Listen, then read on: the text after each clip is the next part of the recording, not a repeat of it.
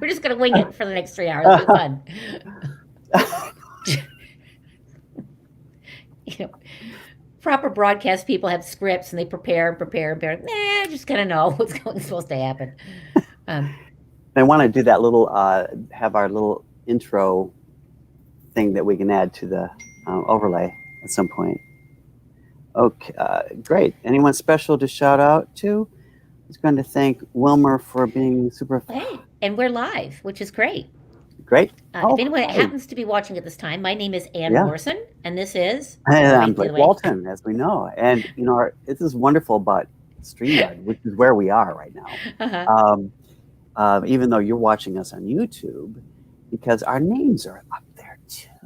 Which is kind of nice if you get confused. It's great. If anyone doesn't know, I'm the Artistic Director and Education Specialist and co-founder of SaraSolo Productions. And the man in blue is... I'm the Managing Director, co-founder of SaraSolo Productions. And teaching artist, all kinds of... We have lots of hats. I know. In fact, I was going to wear one today, but I decided not to. But this is great because this is an interesting time for all us nonprofits in this area. Because when we were planning this whole Giving Challenge 2020, no one thought that we were going to be in the middle of COVID-19. So it really changed the face of 2020. Sorry, everybody. Who are you listening to? I'm being nostalgic. I'm watching our broadcast a couple seconds ago. Sorry. Yeah, but I can hear it too. So I'm getting rid of it now. Good. Okay, there you go. The COVID-19 has really changed the face of theater. It's been very scary.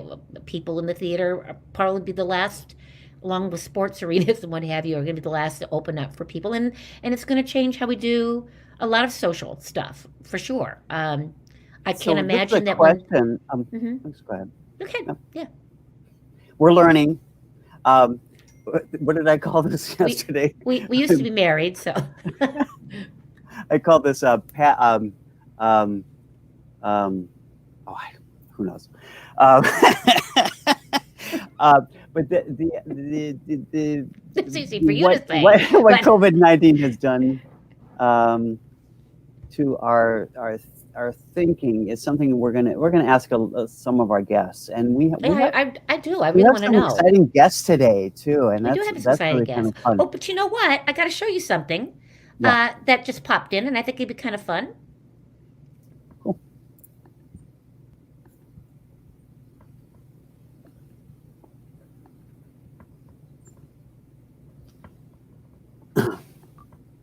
Everyone, it's Seth Rudetsky from Sirius Xm on Broadway with my quarantine hairstyle. I'm here for SaraSolo, asking you to be the one. Oh my God! Isn't it great? Thank you. Oh, thank you. Sirius Xm on Broadway with my quarantine hairstyle. I just had to see that again. I'm here for SaraSolo, asking you to be the one. Yay! I'm gonna let me put up a banner that shows you how.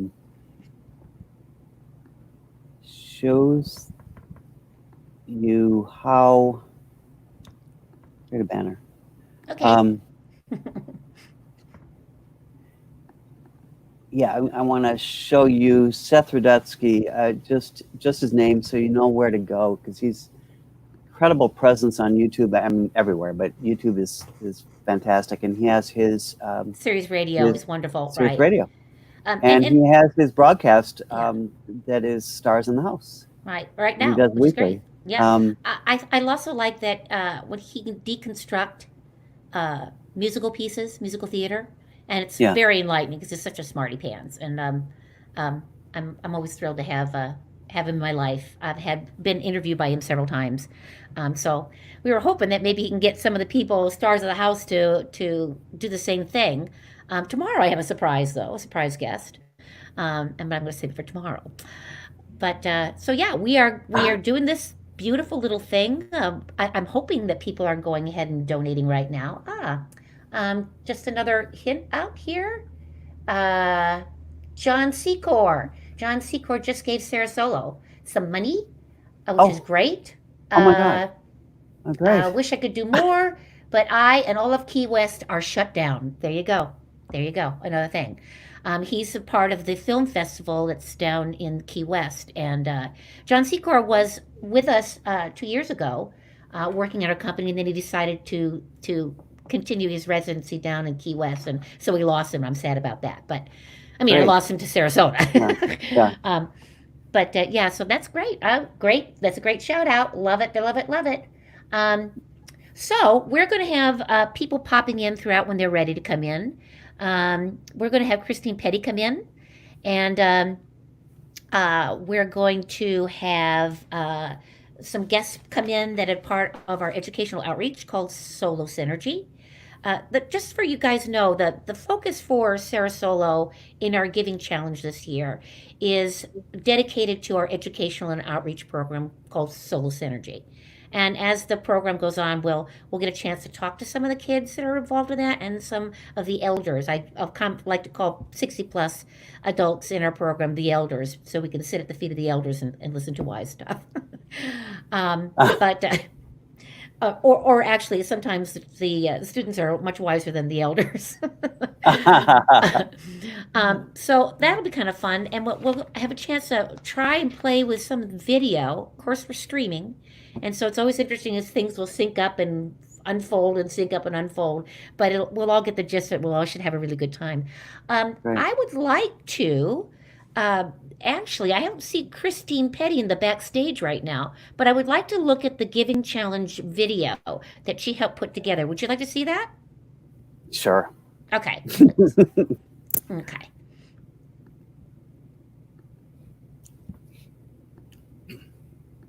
Yeah, for those of you who don't know who Christine Pedi is, now you'll know. Here we go. We asked her to do this.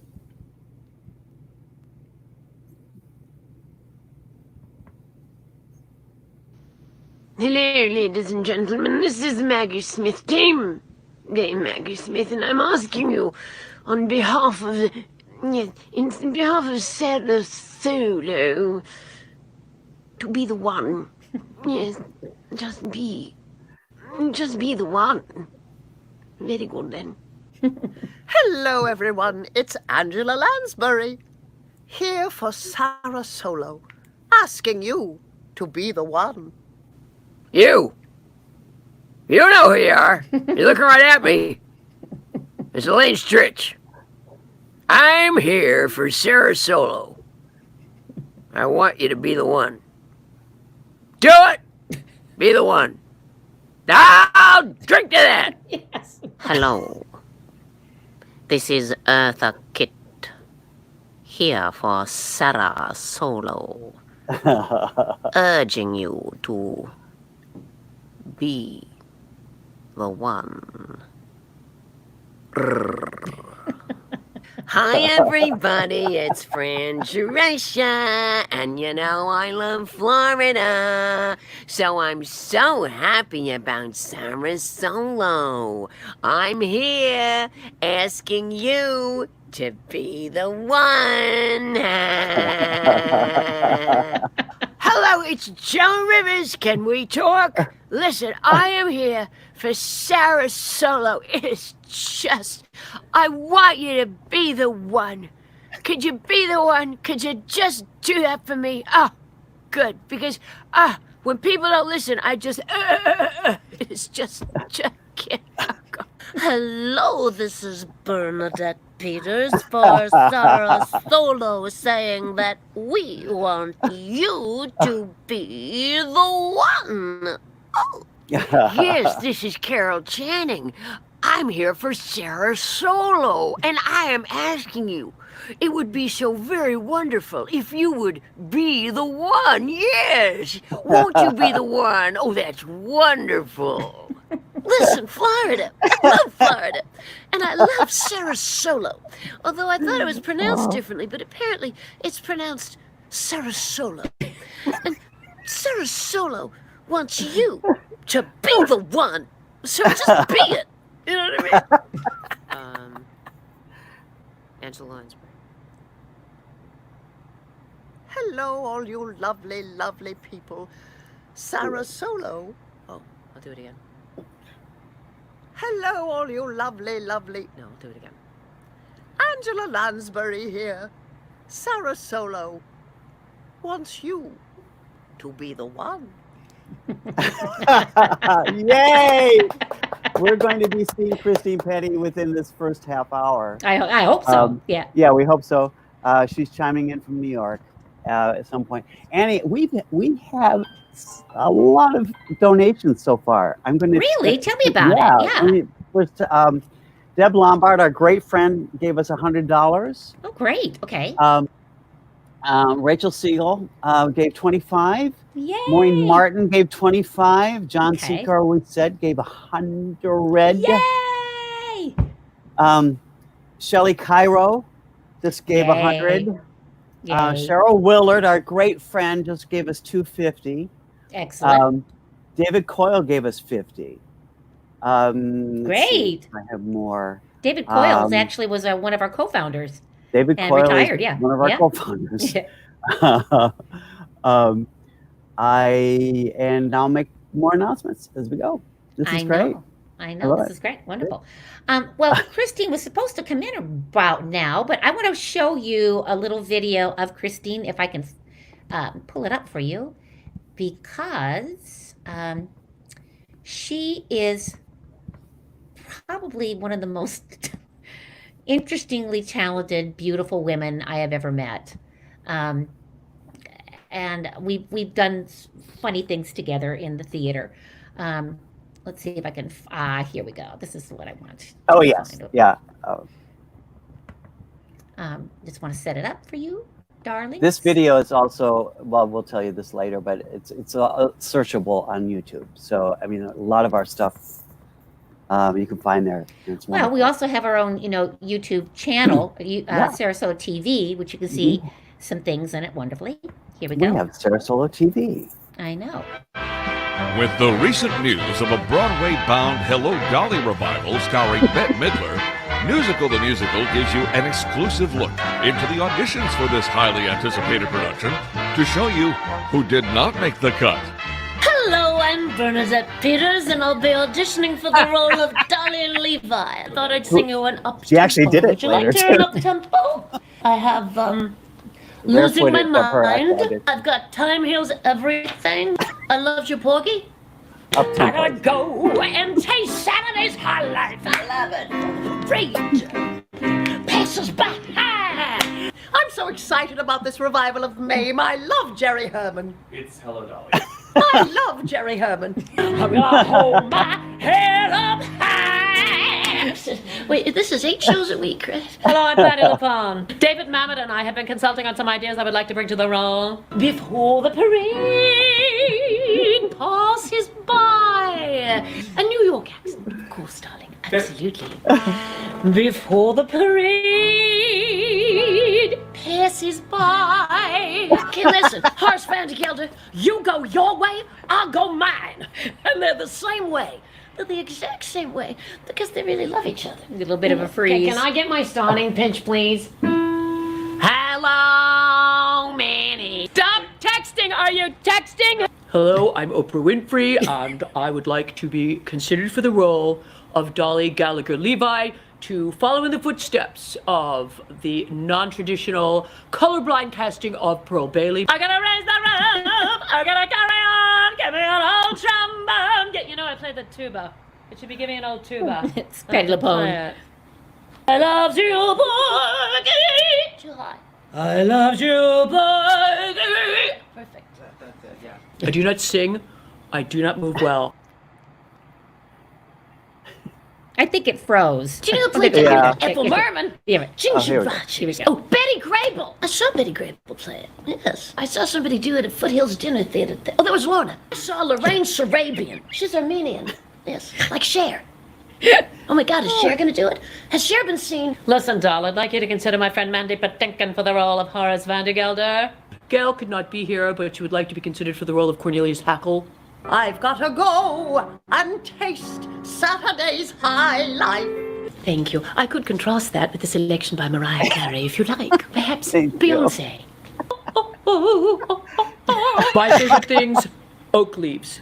manure, Sunday clothes. I'm offer only.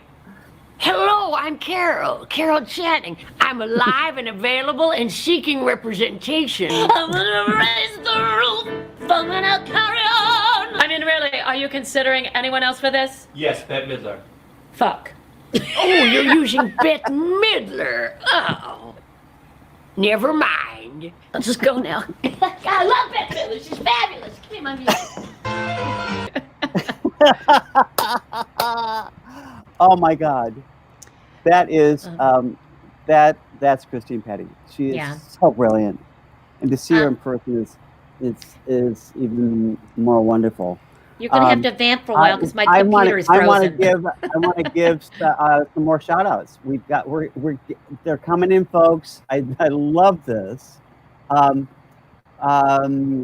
Jan Docking, our wonderful board president, just gave $50. Excellent. Michael Bush of Home Resource, Michael and Kathy Bush, just gave us $1,000. Oh Wow! Wow! Oh, thank you, Michael and Kathy. Oh my God! Well, we got started there, Blake. When you think about it, That's where we started it. I know. Good old Michael and Kathy Bush had this wonderful furniture store in Sarasota that they love the idea. They love fringe theater, and they thought it'd be fun to open up their furniture store to do that. And you're on a roll, and it's so beautiful, and I would never stop you. Is it a jelly roll? Can you do it with an accent? No. I just want to ask if anybody's out there. Thank you. You can use the comment feature, and we will actually be able to see it, and we can throw it up on the screen for other people to see.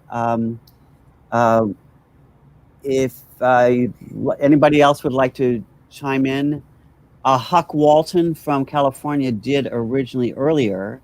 I like Huck Walton. Is he any relation to you?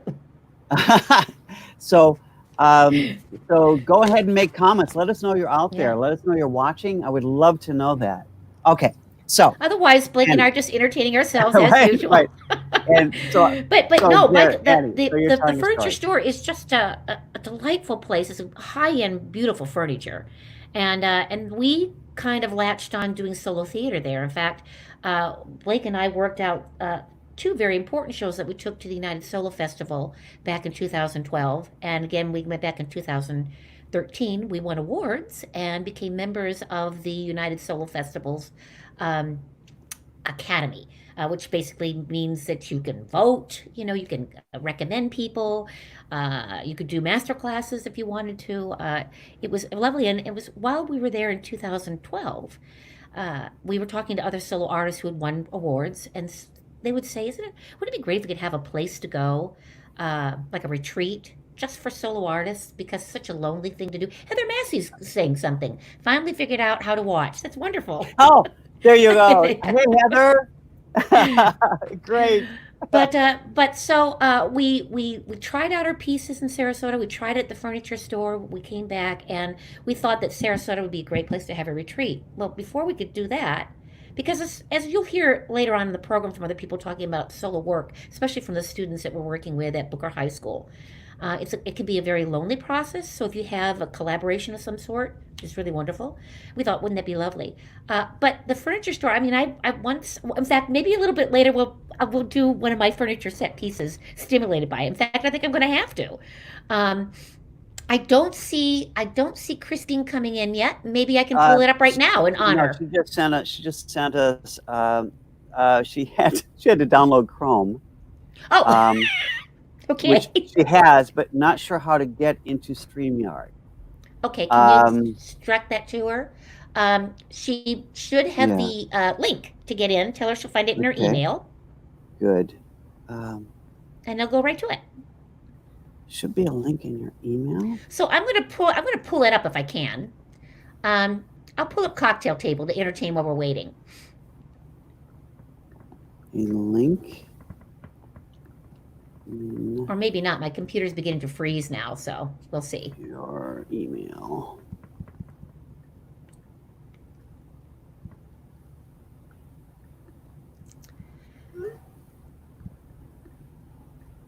Okie dokie. So I'm going to share this with you. Annie, maybe we should invite her again. Do you think that's a good idea? We can do that. Let me get this rolling, and I will absolutely do that. Actually, let me see if I can just do that. Okay, great. I'm Ann Morrison. I am the artistic director and co-founder of SaraSolo Productions. And during this difficult time where everybody has to be caged in their homes pretty much, we had to cancel our solo festival for May, which I'm kind of sad about because we had some really wonderful artists coming down to Sarasota to do their solo work. But we thought, well, we'll create our own SaraSolo TV here on YouTube, and we've had 2 things before, and I thought, well, you know what, I haven't been able to do my cabaret show for a while. Did it freeze? Yeah. Yeah. I think I'm asking the computer to do too many things. The most recent one was called My Furniture Set. It was a lot of fun to put together because there's a furniture store here in Sarasota, Florida, where I'm living, that was kind of the beginnings of SaraSolo Productions anyway. They were a wonderful theater company, and well, we were the theater company, but we would go into this furniture store and create theater within it. And I always threatened them that one of these days I was going to actually create a show that was stimulated by the furniture in their furniture store. And I did it. Good old John Shirley, who was my accompanist, thought it was a great idea. I went around the furniture store and I looked at things and I got ideas and went home, and we found songs that would fit some of those furniture pieces, and some didn't quite have, so John Shirley and I actually wrote some songs to put in the piece. It was a lot of fun to do. We did go do it at the Home Resource Center in Sarasota. We've done a couple of furniture stores, and we had the great pleasure of doing it at Feinstein's 54 Below in New York. It's been about a year though. So while we're all shut in, I said, John, I know you can't come down here because we're all caged in our houses, but would you be so kind to maybe put them down, put the tracks down, and we'll just put one by one up once a week. So stay tuned. You're going to see my furniture set, but in my own house, based on furniture in my own house instead. So sit back and enjoy pieces of my furniture set.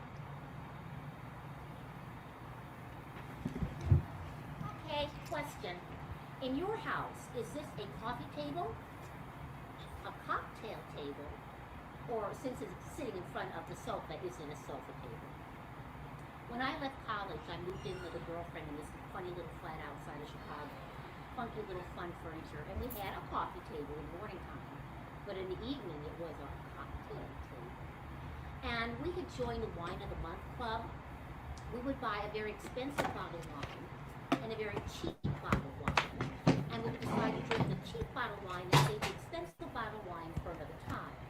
So we'd finish the cheap bottle of wine, open up the expensive bottle of wine, and not remember the experience. It took us 30 years to learn that.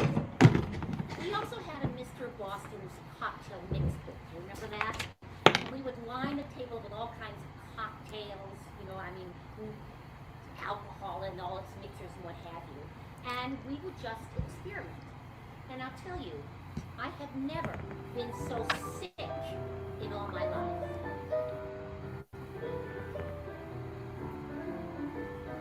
Here we are sitting at our cocktail table with our cocktail glasses turned up bright.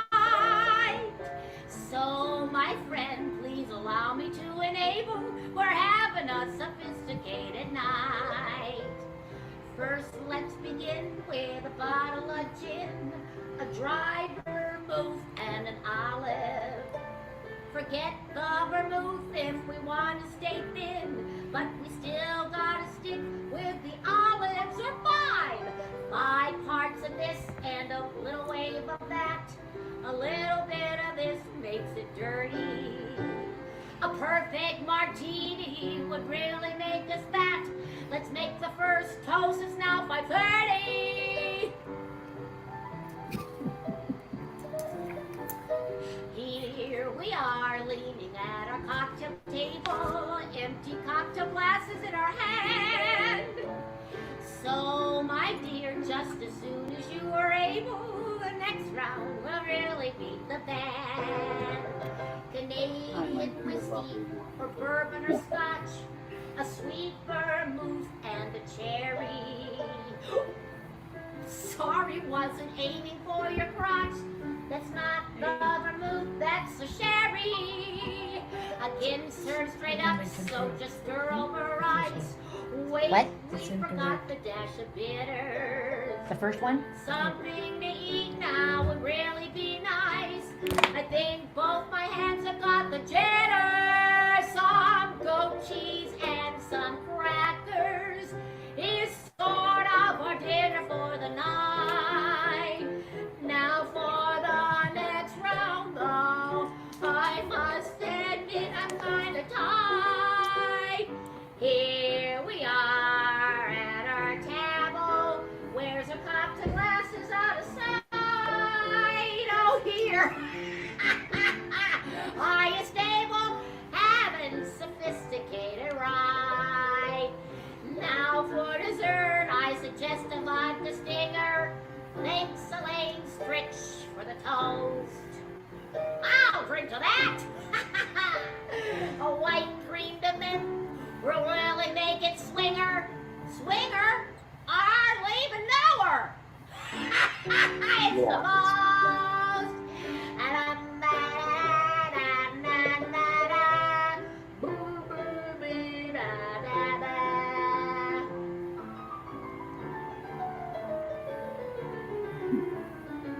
let's have another! Here we are, table. Cock, cock, cock. Babba, babba, babba, babba, babba. But you have it.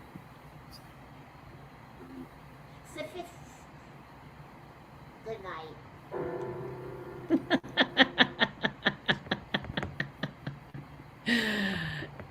Craziness. I love it.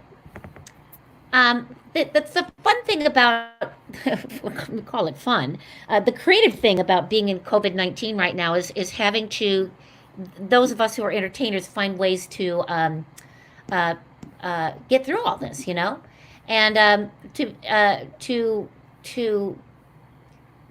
figure out how you can entertain each other in the living room. It's gotten very kind of crude, but I think we're all getting used to it. So who are you talking to, Blake? Because you got my attention. I'm looking at. Can you maybe mute your mic for a minute? Because we're also interested in who you're talking to. All right, forget him. Forget the man over there. So yeah, it's been a fun challenge to kind of figure out how we can perform in our houses. And I think the cool thing about a solo artist is we're used to doing it by ourselves anyway. The frustration, though, is missing the live component of having a live audience, you know. And for me, I'm also just annoyed that I can't hug anybody. So it's. I'm going to show you another little video that sets up our SoloSynergy from the beginning. And hopefully by then, Carol Wolf will be able to pop in, who's one of our components of SaraSolo's education. So Blake, could you mute your mic? Oh, I can do that. I can mute your mic. There we go. All right, so I am going to see if I can pull that up for us. Here we go.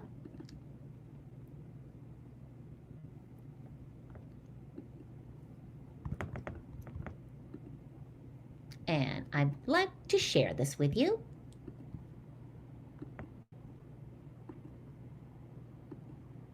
And here we are.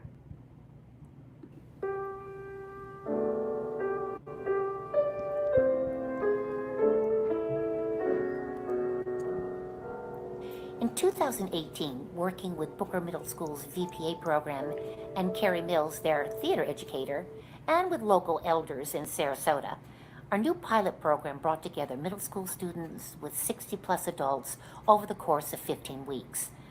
The generations were paired one by one, honed skills such as active listening, creative interviewing, storytelling, and writing. Both generations went off to create a monologue, or such, as the person that they interviewed.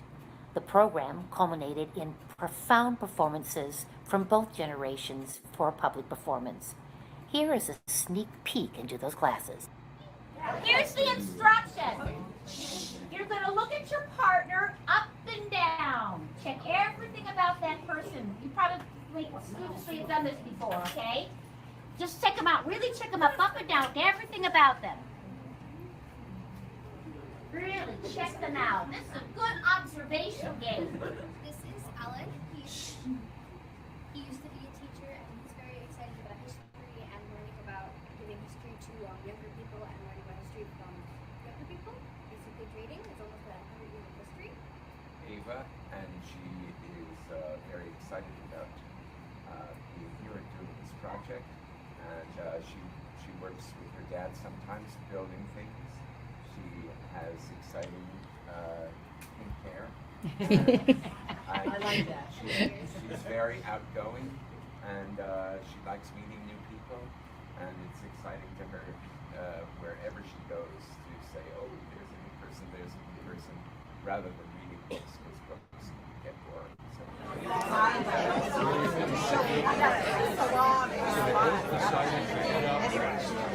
she was really, all I can remember is like all the everybody like one song is like, isn't that like, I know when they first invented chocolate, I hated it. They went out by horse and wagon.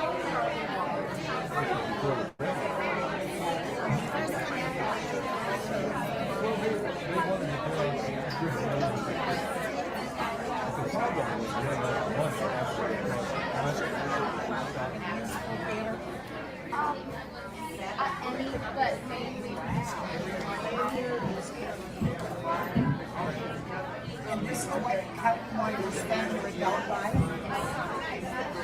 So you wanted to be an athlete. When did you know you wanted to be an athlete?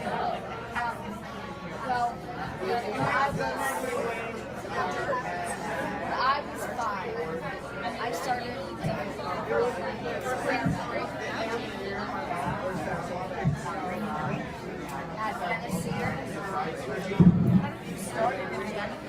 when I first heard that we were doing this, it kind of like widened my my brain, and I thought of all the things that I could have my stories shared with everybody in Sarasota through the festival. I got so excited, and I was so happy that I got to write my own monologue based on the person that I was interviewing. Her name is Louise, and she is just so awesome. And this program has been such a joy so far, and I can't wait to write my monologue.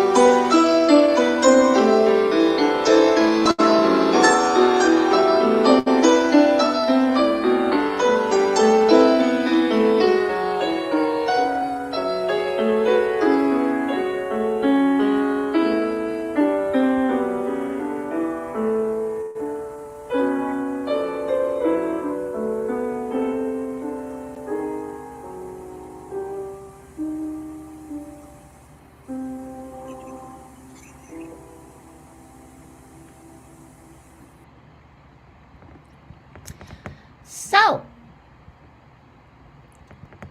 my computer just froze. Can anybody hear me? I can hear you. Great. Okay. So it's probably going to freeze periodically. So there we go. Now I can get rid of this. Hello. How wonderful is that? So We've got here Carol Wolf. Carol Wolf is on our board and is also, well, for a while there, she was working in marketing and discovered that she really wanted to be more connected with her educational and outreach programs. And so, Carol, talk a little bit about your experience. My experience? Well, yeah, and how you got to us. Well, because you're a gem, that's for sure. I have a degree in educational theater, which I never really used. I did a little creative dramatics when I first got out of graduate school, tried to get into teaching, which didn't work, and I ended up working for educational publishers most of my career. So that was a lot of times we were doing educational videos, working in education, sex education, that sort of thing, which was very exciting. And then I morphed into doing some work for regional theaters, which took me up until I got to Sarasota. And I came to see Annie at a production she did in the furniture store. That's right. I was very taken with the whole concept of solo performances. And so I volunteered to be on the board, and I passed the test. I took the test. You didn't have to cram for it, did you? And how long was that? How long was that been? 5, yeah. 6, how many years ago? Oh gosh, I think we started, the first festival was in 2015. Right. And I think you came on board probably around 16 going into 17. Because you are 16 going into 17. Da, da, da, da. You notice that I'm not wearing my SaraSolo t-shirt. Blake said, you wear it all the time. Try not to. And you can. Yeah, it's fantastic because you look like the promo. So talk to me about your experience of being in SoloSynergy. Just to let everybody know, we had part of SoloSynergy. We have this intergenerational program where we have what I lovingly call the elders team up with intermediate students at Booker Middle School. They're acting students to learn creative active listening, and then be able to come together and interview each other with the idea that they will go away and write a monologue based on the person that they interviewed. This is our second year, and Carol became a part of it the second year, so talk about it. I'm sorry? So tell us about it. Oh, tell me about it. From your experience of being an elder. My experience being an elder experience. So if you hear me say, huh? Okay. I was a little nervous because I used to be on stage when I was a kid, and I used to want to be on stage, but I didn't have the talent that I has. So I'm a ham, but I'm still, here I am thinking I have to really absorb what this teenager is telling me, and really capture his essence. So I wasn't sure how it was going to go, and it was seamless from the beginning. Right. I got to ask him a lot of questions. He was very prepared with his answers. I'm always amazed at how smart somebody can be at the age of 13, 12 and 13. And he asked me some very profound questions, which really got me thinking about my life. I told him afterwards I felt like I was in a therapy session.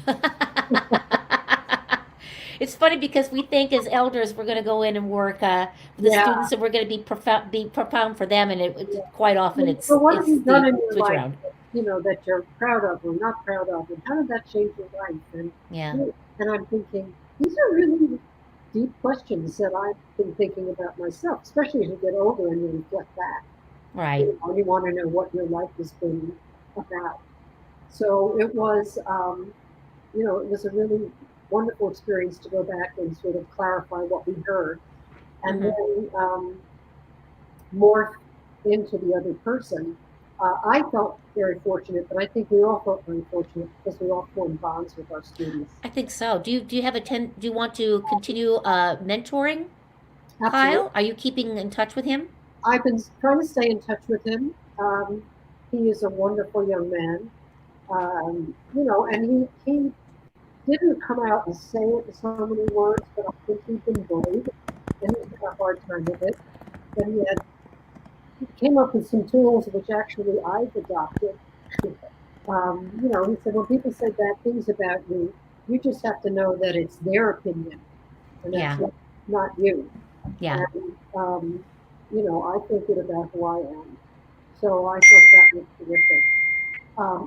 It was easy to channel because he gave me such a thorough, you know, in-depth feeling. Right. He was. So I was able to just get into his skin, and I had a blast. It was just wonderful. And then he did me, which was very interesting. Got my mannerisms, got the feeling of being, I think I was probably 12 also, and he was portraying me. Of a 12-year-old girl. Yeah, did you think a lot of the kids decided, well, I don't know how I'm going to do them as an older person. I'm going to find that part of their life that was closer to my own. Yeah, that's really good and fun. Yeah.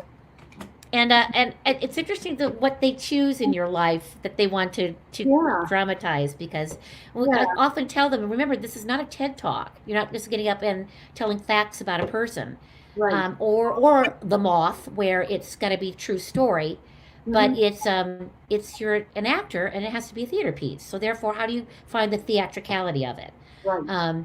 And sometimes, you know, you don't have to completely tell the factual truth, as long as you're telling the truth, you know, of the story. So sometimes you may have told two people had said something, but dramatically it's more interesting if only one of those people said it. So it's interesting to see how they figure that out.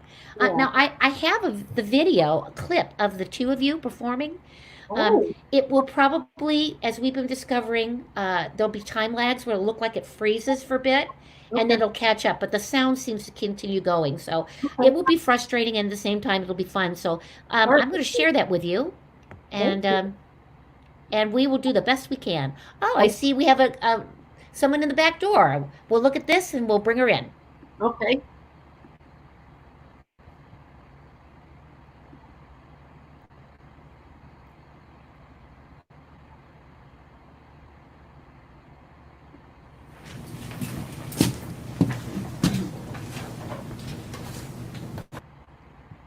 Every little girl has her dream. Being a princess, having a pet unicorn, or being a makeup artist. Not me. I wanted to be an archaeologist. Digging up bones, analyzing them, figuring out what they are. Not every girl's dream. At least it was different. Come on, everyone! Let's dig up some bones. If you find anything, tell me. Okay.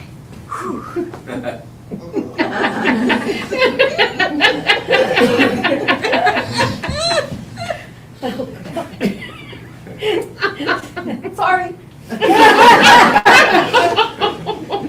I hit something. Come on.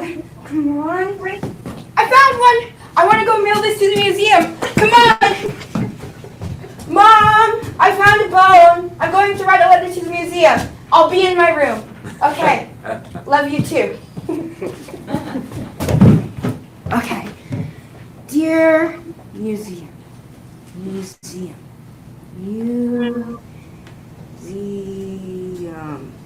Close enough.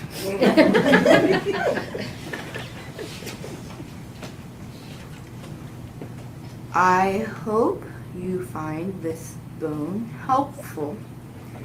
I hope you find a new animal from it. I found it in an open area near my house. Signed, Carol Wolf. Done. Now to mail it. I need an envelope. Got it. And a stamp. Now to put it all together. And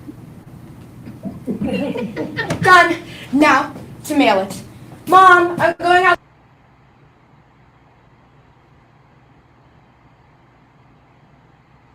Outside to mail my letter. Okay. Bone. Letter. Now I wait. go by. Nothing. A couple months later, I figured out that that bone was actually a human bone. Ugh. There's a graveyard that they didn't build over yet because it hadn't been long enough. So I gave up that dream as soon as I figured out that bone was human. Now, I work for a company that recruits people like an editor or a salesperson. I mean, at least I don't have a chance of digging up a human bone.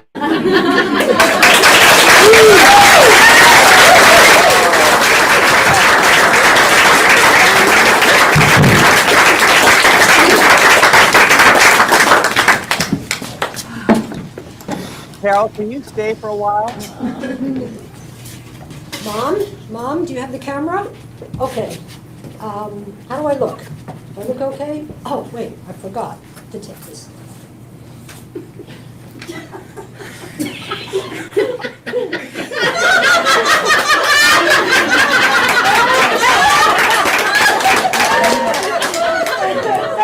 Okay, now remember, this is just a walkthrough. So I've got notes, and I'm going to be reading them, and we can practice, and then we can finish this up. So, you ready? Can you hear me? Okay. Hello, judges. My name is Kyle Patrick Ramone. This is my first audition for America's Got Talent. But if you don't take me, it will not be my last. I'm 12 years old. I was born in Sarasota, Florida, and I've lived here all my life. I go to Booker Middle School where I'm in the VPA, Visual Performing Arts program. It's just awesome. And a shout out to Miss Mills, who has taught me so much. My biggest passion is musical theater. My goal is to be on Broadway. I have been in about 20 shows in the past 5 years.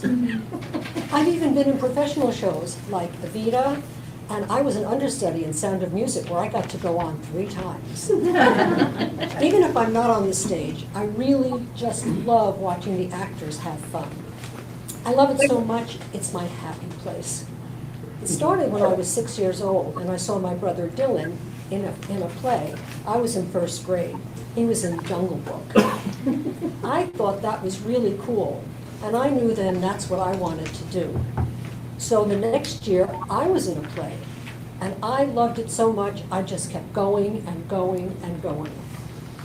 Did I tell you that I've been in 20 plays in the last 5 years? 4 plays a year. Yeah, 20.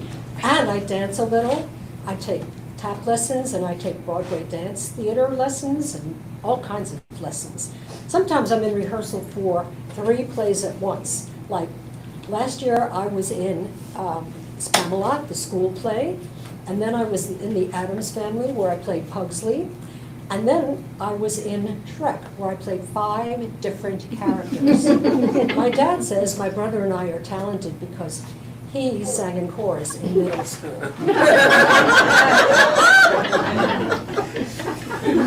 And he teases us when we sing. He goes, la, la, la, la, la, la. My parents are very supportive, even though they tease us. Like when we were getting in the car and my mom said, I'm going to sing for everybody. And I went like, no! And then we were listening to Lion King, and she didn't know the words, so she started making up words in front of my friends.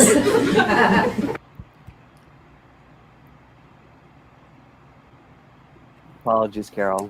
Yeah, I'm going to stop it because it's just freezing too much. Right. I think. Carol, can you stay for a bit? Sure. Good. I would love to pick up on her piece after we have our next guest. If Carol, you can stay through our next guest. Okay. We could play your portion of that because I would love to see the whole thing in real time. That's it. But Annie, we have another special guest here. I know. It's Getting in the Christine wing. Pedi. Hi, Oh, here I am. Hold Christine. on. Hi. Hello, honey. Oh, yay. This lighting is awful. Hold on. That's all right. We're all used to it. You know, I'm going to just be honest with you. I put my makeup on an average of about twice a week, and that's it. Yeah.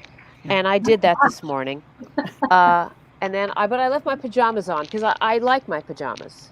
I think good. they're cute. They have Right, lemons yeah. on them, and I thought they I looked love nice. this. But And then now as when I you put- waited to you, I realized I have never spoken to anyone except my mother without a bra on. Wow. Ever. And I Wow. started thinking, I can't talk to people on a public platform without a bra on. This is not right. Something feels off. So I had my pajamas on and a bra. Okay. It's something But- just didn't feel. It felt It's too like intimate. brushing your teeth. Yeah. It's like any of those things. I spray a little cologne on because I know that it's going to read. It will Right. read. Somehow. Christine, I have a question for you. When you put on your makeup in the morning, who is it? Who is Which this person? one of you is it? Is it one of the many, many multi-personalities? We showed all of your divas for SaraSolo. Are you hearing an echo with me? Yeah. I'm not. Okay. I'm good. Okay. That's okay. That Go ahead. extension's working. So we played your wonderful divas for SaraSolo earlier. I think it'd be fun to play it again. No, I think my computer is overworked, so we need to just talk. Yeah, here we go. Yeah, right. This is our It's technician. really, yeah. It's overheating already, so it's going to be interesting how things go. But no, we showed something's made an echo. So what did you do different, Blake? I put my earphones in. Okay. Okay. Oh, should I? You put your headphones in? My headphones, yeah. Should I Okay. put mine in too? Would that cause a problem? Shouldn't. It should be better, but Should be better. Okay.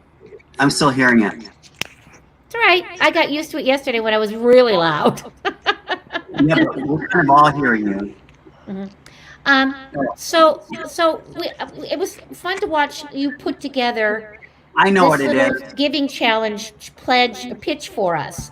Because you sent me the raw files of you just doing it, and then we put pictures of the real person, so the surprise of came along, and then we got to see you at the very, very end, and then we got the chance to just show some of the fun things that you do. You're probably one of the most talented impersonators that I know. I just adore you. When did we meet? We must have been. We met at with Michael Sirius Levine, wasn't it? Radio. No, it was we Sirius did. Radio.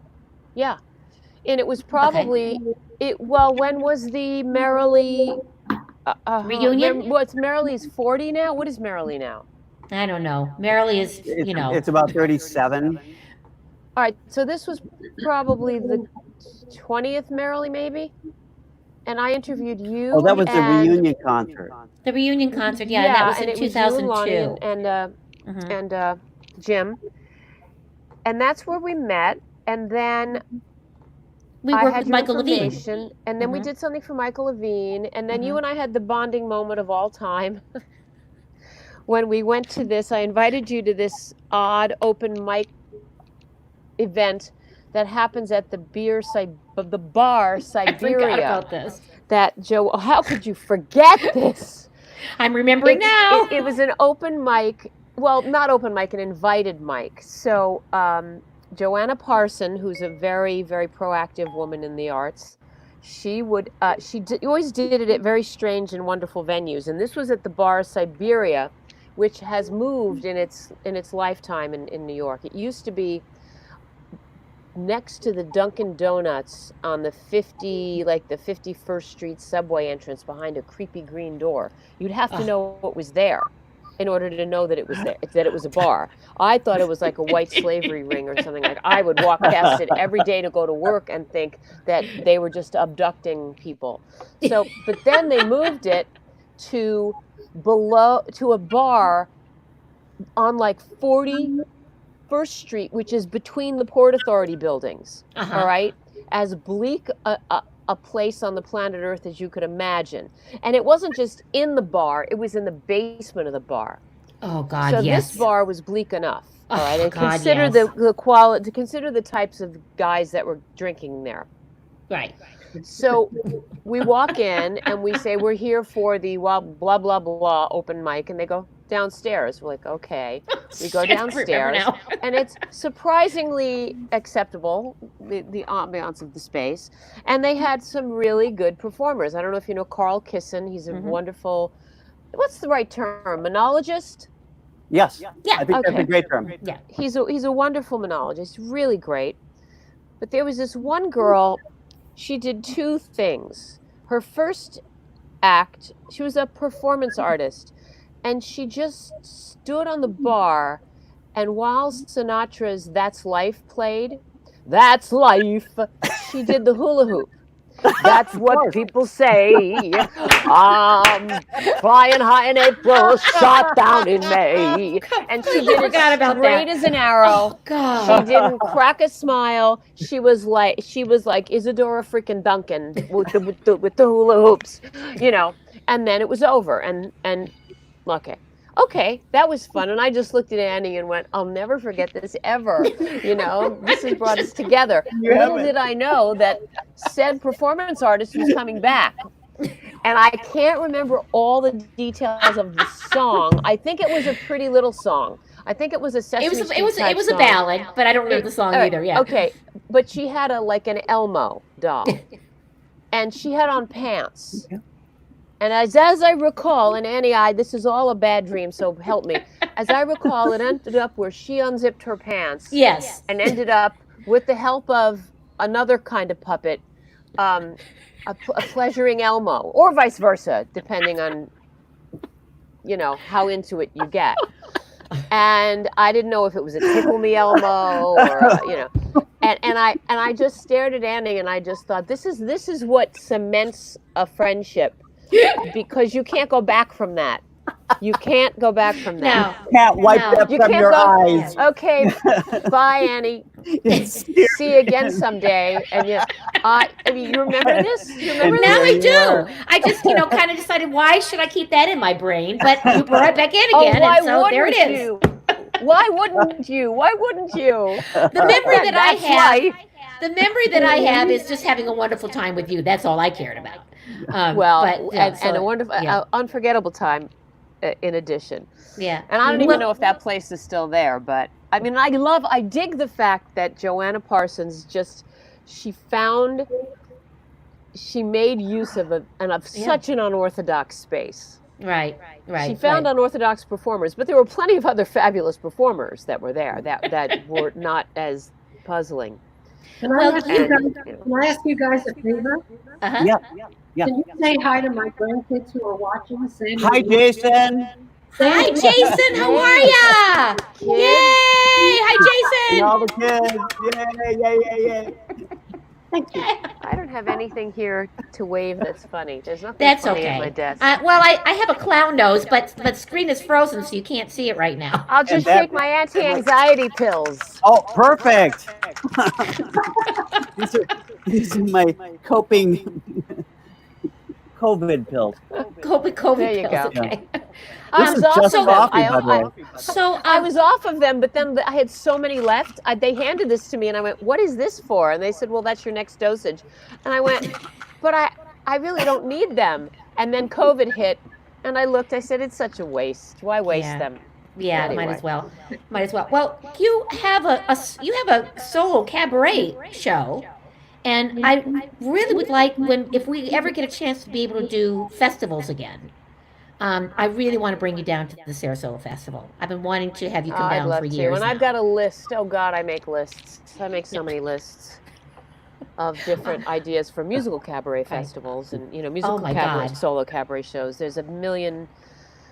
I got a million ideas, but you can come down to Florida when it's cold up there. Well, that had been my initial. And develop your piece here. I did it last year, and then I did it again this year. I found myself in Florida happily in January, February, and last year when I did it for the first time, also LA I happened to be in. I said, nope, this is the way to go. Get the hell out of town.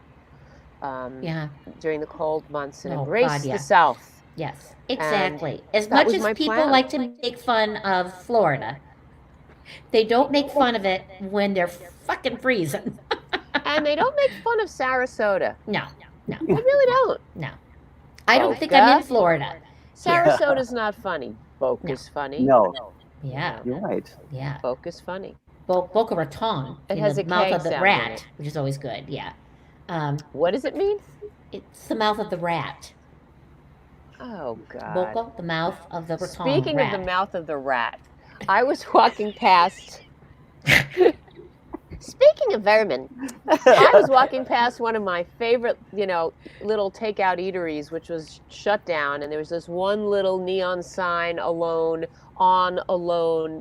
deep into the deli, and I just looked at the deli, and I thought, oh God, it would normally be so full of people, and then I realized, man, when they reopened these places, they are gonna be families with a lot of Boca de Ratons. Boca Ratons with They're pizza gonna have in their mouth. With pizza in their mouth, exactly.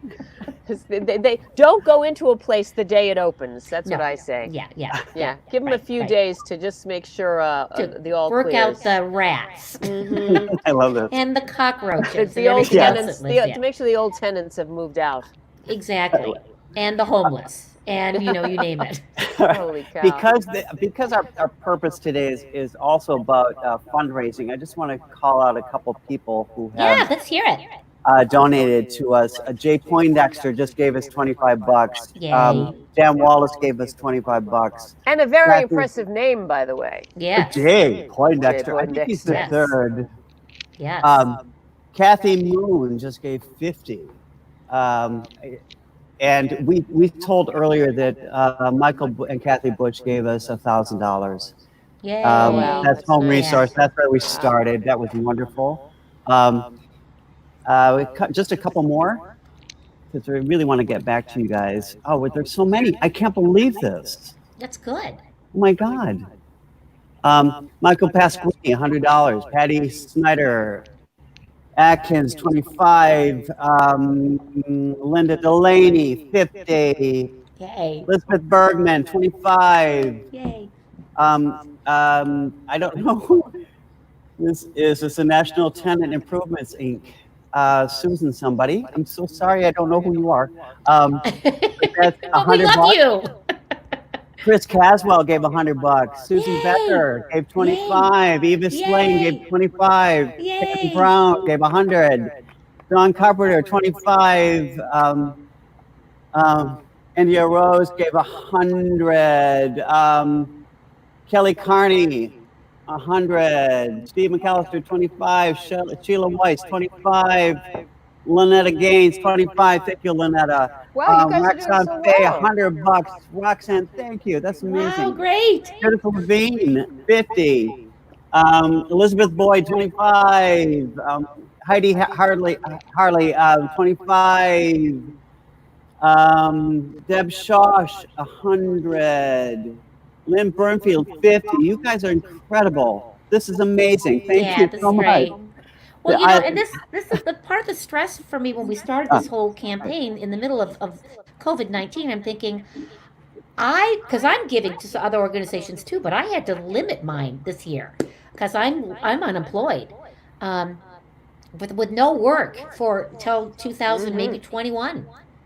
So I know we're all stressed out and scared. So even $25 is wonderful. It's because it gets matched, and that helps.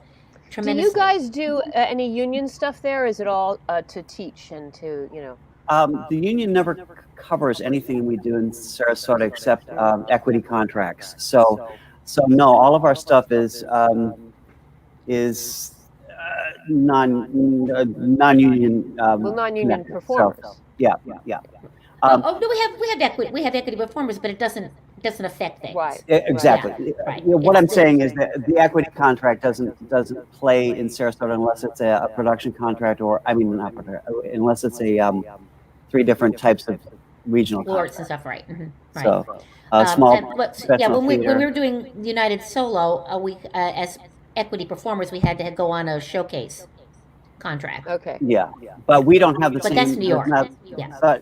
There's not such a code in Florida, so that's all done as an event. Right. So how many times a year do you do it once a year? Do you do it? Well, this year we switched. We did it once a year for 6 years, and that was a large 2-weekend festival.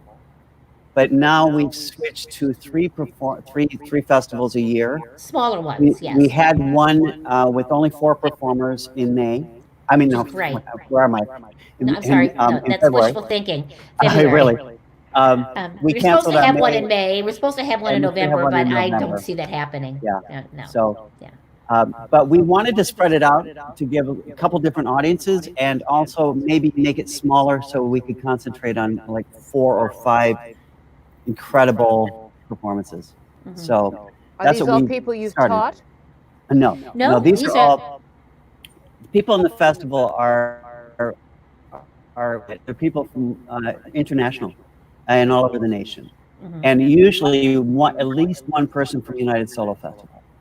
And sometimes 2 or 3. When we had the bigger festival, we had people who had been in development and working. They kind of went up the ranks. They started off They maybe graduated. in class, and then they moved up, and finally they got to, so you could see what we call flying solo for them. You got to see about 20 minutes of their piece, and then when they felt it was fully ready, then they had a slot in our festival. We didn't do it this February. We only concentrated on those 4 particular artists and grow the smaller festivals, with November being the slot for local people who are working on stuff. But the fact is, our education programming is relatively new, because we started the festivals with workshops going on in the week between the 2 weekends. And Annie and I both taught workshops, Annie in cabaret performance, and I taught something called That's My Story, and I'm sticking to it. It's a writing about self-story. And that was sort of it until we started 2 years ago with SoloSynergy, and that's our programming that went into the schools. Oh, nice. That is not the middle school and the intergenerational programming, which is middle school and the seniors. The result of that is a performance that is open to the public, but that's the entire program. They finally perform what they've written and what they found.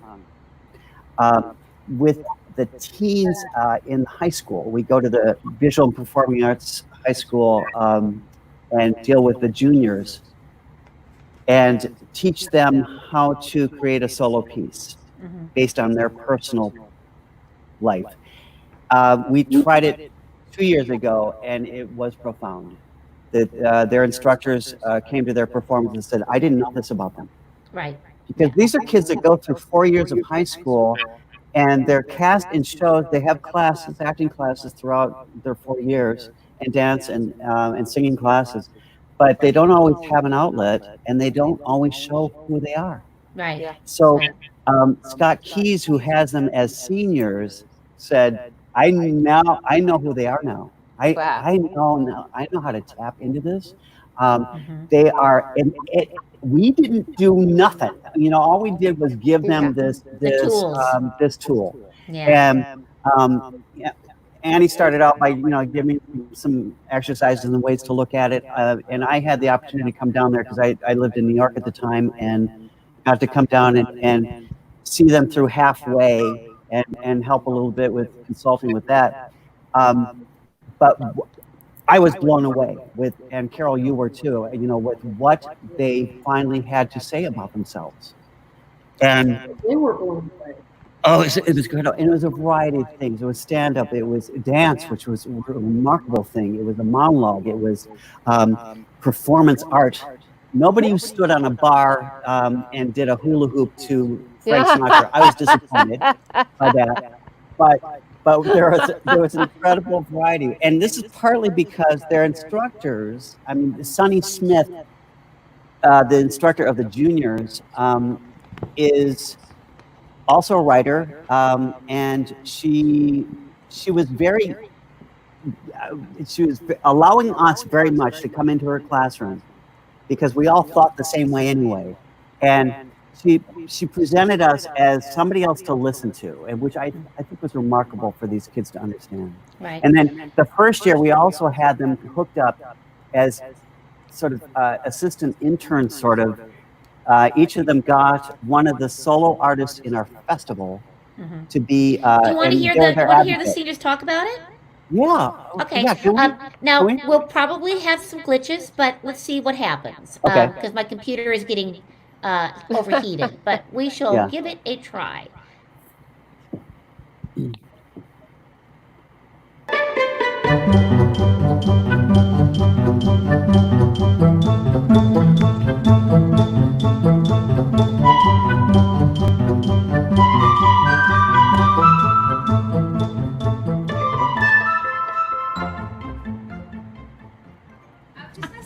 Belle was saying about not comparing yourself to other people, like, obviously writing is not everyone's strong suit. I don't think I'm a good writer either, but I think like pieces like this, like it's not really just the writing. Like we have people in our class like Talia, who is like mind blowing, but her piece is going to be completely different from like Mix, who says like fuck every 3 seconds. So I think it's just like what you want your piece to be. Like it can be like super eloquent, but it can also be like. You guys can also like reach out to literally any of us. Like if you have questions or if any of our solo plays are like similar to something you're thinking of, like we would love to talk to you and help you because like we went through it last year.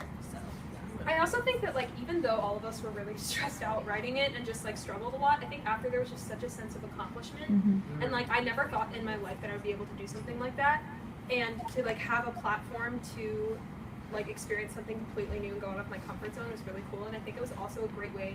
Like some of these people that I've known, some of them I've known for my whole life and some I've met freshman year, but like I learned so much about them through this process, and I think it was a great bonding thing for us. I learned is because I'm really critical about myself. So like when I'm writing something and like we present like a little like snippet of it in class, I'm like, oh my god, everyone else is so much better than mine. I'm a bad writer, blah blah blah. But like what I found after performing this, like you can't compare anyone's. It's all gonna be so different. And like me personally, like after I performed it, everyone was coming up to me like, oh my god, that was so good. And I was like, really? I was like, oh. Because like I never like as I was writing it, I was like, this is rough. But like it'll feel good and it'll be rewarding. So don't compare yourself to other people. Good. I just remember that really helped me is even though it's a solo play, it's okay to ask for help. Yeah. Amen. I mean, and Morrison, but also, I kind of took Ann Morrison's best friend ex, Lake. Wave, because he's listening right now.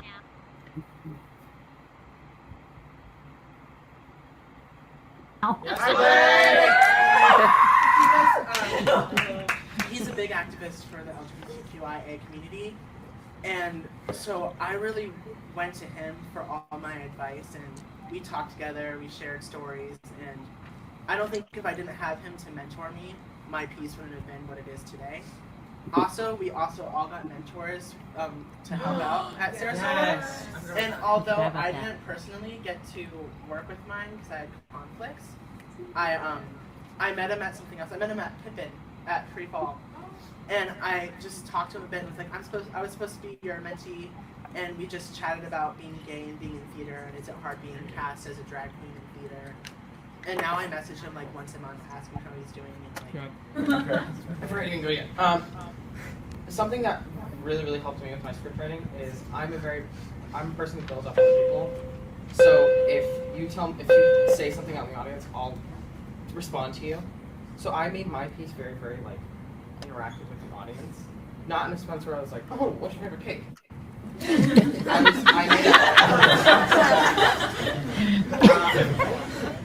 I would just say something that I didn't even realize it was funny.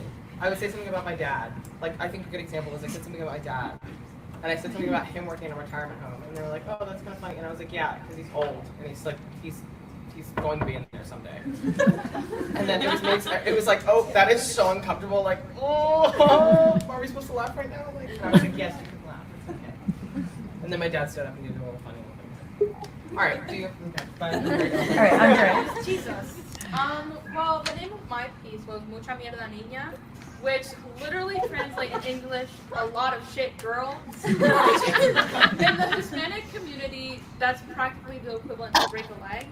And in my piece, I started, yeah, we're crazy, bro. But I practically started my piece talking about my resume and like what I've done and how my love for theater has grown over the years. And then I talked about my dad, who's a director, and how he wants me to pursue this type of theater and I want to go the opposite direction. And I'm trying to find a medium between both of that.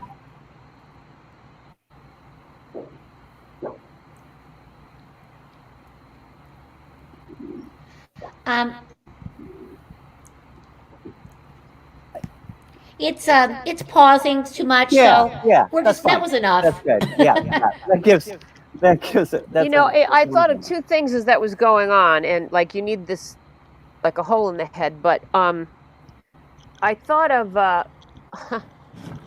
doctors. You know how doctors, they often say that like improv classes can help with people in certain professions, help them loosen up, help them become better at just communicating. Yeah. And I wonder if something like this wouldn't be of service to certain types of careers, absolutely, like doctors. And the other thing I thought of was prisons. Have you ever taken this or thought to take this to? Sure, I would love to. In fact, I know of the very person who would probably help us with that, Gabriel Ortiz. Well, hopefully we'll talk a little bit later today. It is 1:15, and I think Matt McGee was hoping to come in soon. So, Carol, I may ask you to bow out for a little bit so he can come in. Okie dokie, and we'll connect with you later. Okay, all right. And wash your hands. Yes. Thanks, Carol. What? You what? Oh yes, absolutely, absolutely. I can do that. Sure. Okay. Okay. See you, Carol. Bye. Bye. So he should be popping in a little bit. And the person that's coming is Matt McGee, is a incredible performer. He is the marketing director for freeFall Theater. The young gentleman in that video that was talking about his mentor, he's talking about Matt McGee, who did a cabaret act in drag. He makes these wonderful. That don't make him special. I know. That's right.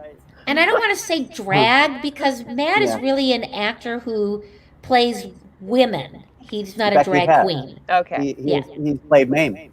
He did all of Mame. Okay. And but I've always thought of him as that. He's absolutely an actor who plays women. It's incredible. Christine, we'll get into Matt. I wanted to. Any of those ideas are the way we start Matt, scaling. here he is right now. Think about things. I do want to ask you before you go at some point what we do in the future, all of us, and how we all survive in all of this. Matt McGee. Matt, baby. Christine, do you know each other? Who I know all of you. I know of Christine Pedi because of her Laja. It's wonderful. Is that a fully stocked bar behind you? I'm looking to see. It really is. I've even got my it's spaghetti the first squash. thing that caught my eye. Spaghetti No, squash not that side of the screen. The other side of the screen. The other side where the food, the drinks are. Yeah. There's a lot going on over there. And what is the produce? Are those the mixers? These are my spaghetti squash. I've been using them for some of my performance work.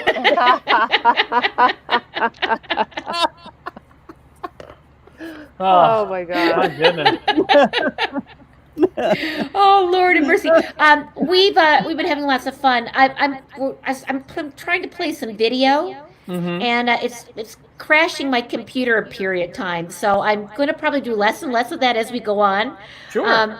But before you came on, we looked at the high school kids from Booker High. I saw some of that. Yeah. Yeah. Oh, did you? Okay. The teens talking to the juniors about what their experience was the year before, and your little mentor for the festival spoke about you. Did you see Brett? Amber Brett. Fruitville? No, yeah. Isn't that her stage name? I think so. Yeah. Something like that. What is it? Yeah, I know Amber she's Fruitville. Yeah. Amber Lee Fruitville. Yeah. Something wonderful. Something wonderful. Because her drag mother is a Fruitville. That's right. She's the house of Fruitville. Yes. I love it. Why not? I mean, what are you going to do? You got to love them. Christine, this is an incredible high school senior who unfortunately won't be able to graduate literally, physically this year. That whole group have all kinds of things to tell us about what they're going through by not being able to celebrate in all those ways. I was thinking yesterday, everyone was talking about this concept, which I love, of Obama giving a general commencement speech to the graduating classes of this year. And there's a petition out there, and I think it's a wonderful idea. If he did it, let's say on television, on a platform on television, and then everyone's families, like I have a niece graduating high school and a niece graduating college, and if they were to Zoom with all of our families, and then we all had Obama on in the background, as would hundreds of thousands of other young people graduating in their families, I think it would bring them together. Okay, so it's a great idea. And the kid who's trying to, make this happen, he wants Obama because, he wants Obama because he was our president during our growing up, is what he says. He's being very diplomatic, and good for him. But I was thinking the other day that I was thinking that maybe the Broadway community. Did you see the Sondheim? I'm tuning into it. I'm watching it piece by piece. The Sondheim thing was so beautifully constructed. Even after it took an hour to start, nobody cared. Oh boy, It was so beautifully constructed. I feel as though the Broadway community should put together something for all the performing arts schools that won't have their graduation. Exactly. That would maybe be we brilliant. Could something, right. That would be brilliant. And do that. I gotta talk to that guy who produced it, because maybe at the end of June or something, all the kids that that won't have any kind of graduation, anything to mark when they stopped, when they were jumping off into their adulthood and into their career. Nothing. Right. There's nothing to mark it, and maybe Broadway can mark it. I think that's incredible. so. And that was BroadwayWorld.com, wasn't it? Yeah. Right. Yeah. That's a brilliant idea, and we've got kids who've graduated with a master's degree at the conservatory here at the Oslo, who don't know where they're going to go. Did I make a mistake going into theater? Because there's obviously not going to be work for a while. Yeah, well, you see, unfortunately, everybody has to look. This is a strange thing, and we have to remember that. Our grandparents and some of our parents lived through the Depression, and people lived through a lot worse than this. And what we're not appreciating is the fact that we have been the fortunate recipients of great science up until now. Right. And great fortune. And our generation and the generation after us don't quite remember living during a war, living during getting and the AIDS epidemic.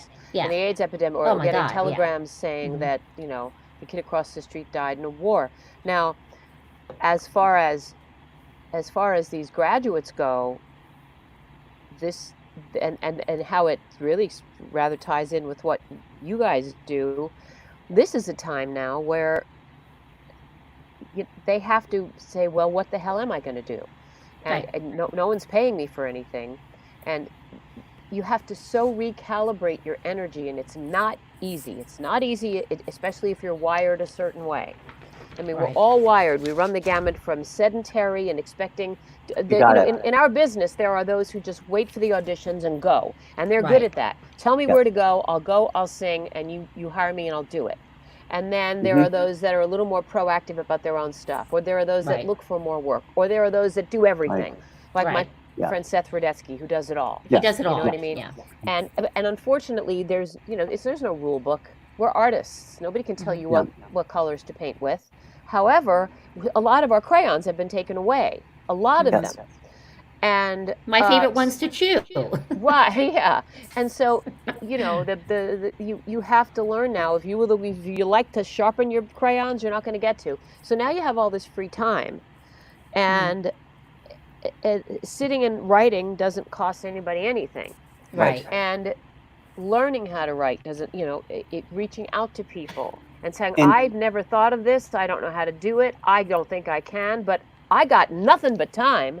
Right. So what's the worst that could happen? I could be right and I could not be good at it. Well, that's the worst that could happen. Right. And This the is the best beauty that of could this happen time. is that, yeah. This is the gorgeous thing that can happen. All kinds of we've already had lots of meetings about ways that we can now go, and ways that we can create SaraSolo TV, for instance, and maybe have a full festival online. Something like that, maybe broadcast. And Matt McGee at freeFall Theater, they're going for it. You have wonderful programming online. Tell us a little bit about that. Yeah, we've been trying to do a bunch of different things. You know, we've had some limitations financially, and some with Actors Equity about putting out. In theater limitations? What? Yeah, I know, right? I have no idea. It's been hard to get some of that stuff out, but we've been doing these national theater chats every week. Based on the show that just happened, one of Eric Davis's ideas, and it's been huge, very successful. So we're doing that, and then we've got some other things coming up. Some things we've done before because we have all the stuff, but we may be pulling out a couple of things that we can actually film and do for audiences. So we're working on it. Matt, what are the restrictions that you're finding with equity? Well, you know, for instance, we had a great production of Cabaret, but we've just had some rights issues that we've come up against, and of course, we want to make sure we pay everybody in the cast. But as of right now, that's kind of hard to do without a lot of, without ticket revenue, even though, our donors have been helpful, but they're even experiencing this. So it hasn't been this big outpouring of donations. So, so we're just trying to figure out how to make all that happen. And there's just been a few things that keep that from happening, but we've got some new ideas to stream some stuff, and we'll be announcing it very soon. Oh, that's so cool. Great. And unfortunately, you're not going to be doing Your World. I know. The lovely Anne Morrison. Annie, that would have been this weekend. I know. That would have been our opening weekend. I know. You're going to do Dear World? Yeah. Yes. Yeah. Matt and I were going to do it. Yeah. Yeah. I was lucky enough to do the tea party with Donna English and Nora May Ling. Oh my God! Fun. And I love both of those people. It was at the Merkin Concert Hall, the Kaufman Center at the Merkin Concert Hall. Oh my God! And I'm telling you, that piece is so exquisite. Yeah. So exquisite. It's an odd script. It's a very odd script. Yeah, I don't know that. Well, But, I know the source material a little bit, but I don't know. I know, the Mad Woman of Chaillot. I don't know it really well, but that song is incredible too. It would have been isn't it a little timely now, right? It is, especially perfect. So much of it. So is the title song. I mean, and I don't want to know. Oh God, it's a brilliant number. That too. I don't want to know. Yeah, it's fabulous. I'm urging Annie with it'll deal with freeFall permission, sort of, to maybe just record a couple of those things. And I think that's in the cards. I really do. Yeah. Because they have to have their permission. Sure. Yeah, it's really too bad we don't get to see that, but. So that's one way that we're taking care of things in theater, and it's nice when you have an organization to work with, but it's really interesting that we as union members things change a little bit. It's the same thing I think that probably eventually finally happened with SAG and AFTRA, that they realized, well, we have the same concerns, but as soon as online video came up, all kinds of new contracts and all kinds of new expansions had to happen. That may not happen as much here, but. What do you mean? Are you saying that you think they'll have to change things now that there'll be a year and a half of probably no live work? No, I don't know. Yeah. Well, here's another thought I had. Let's say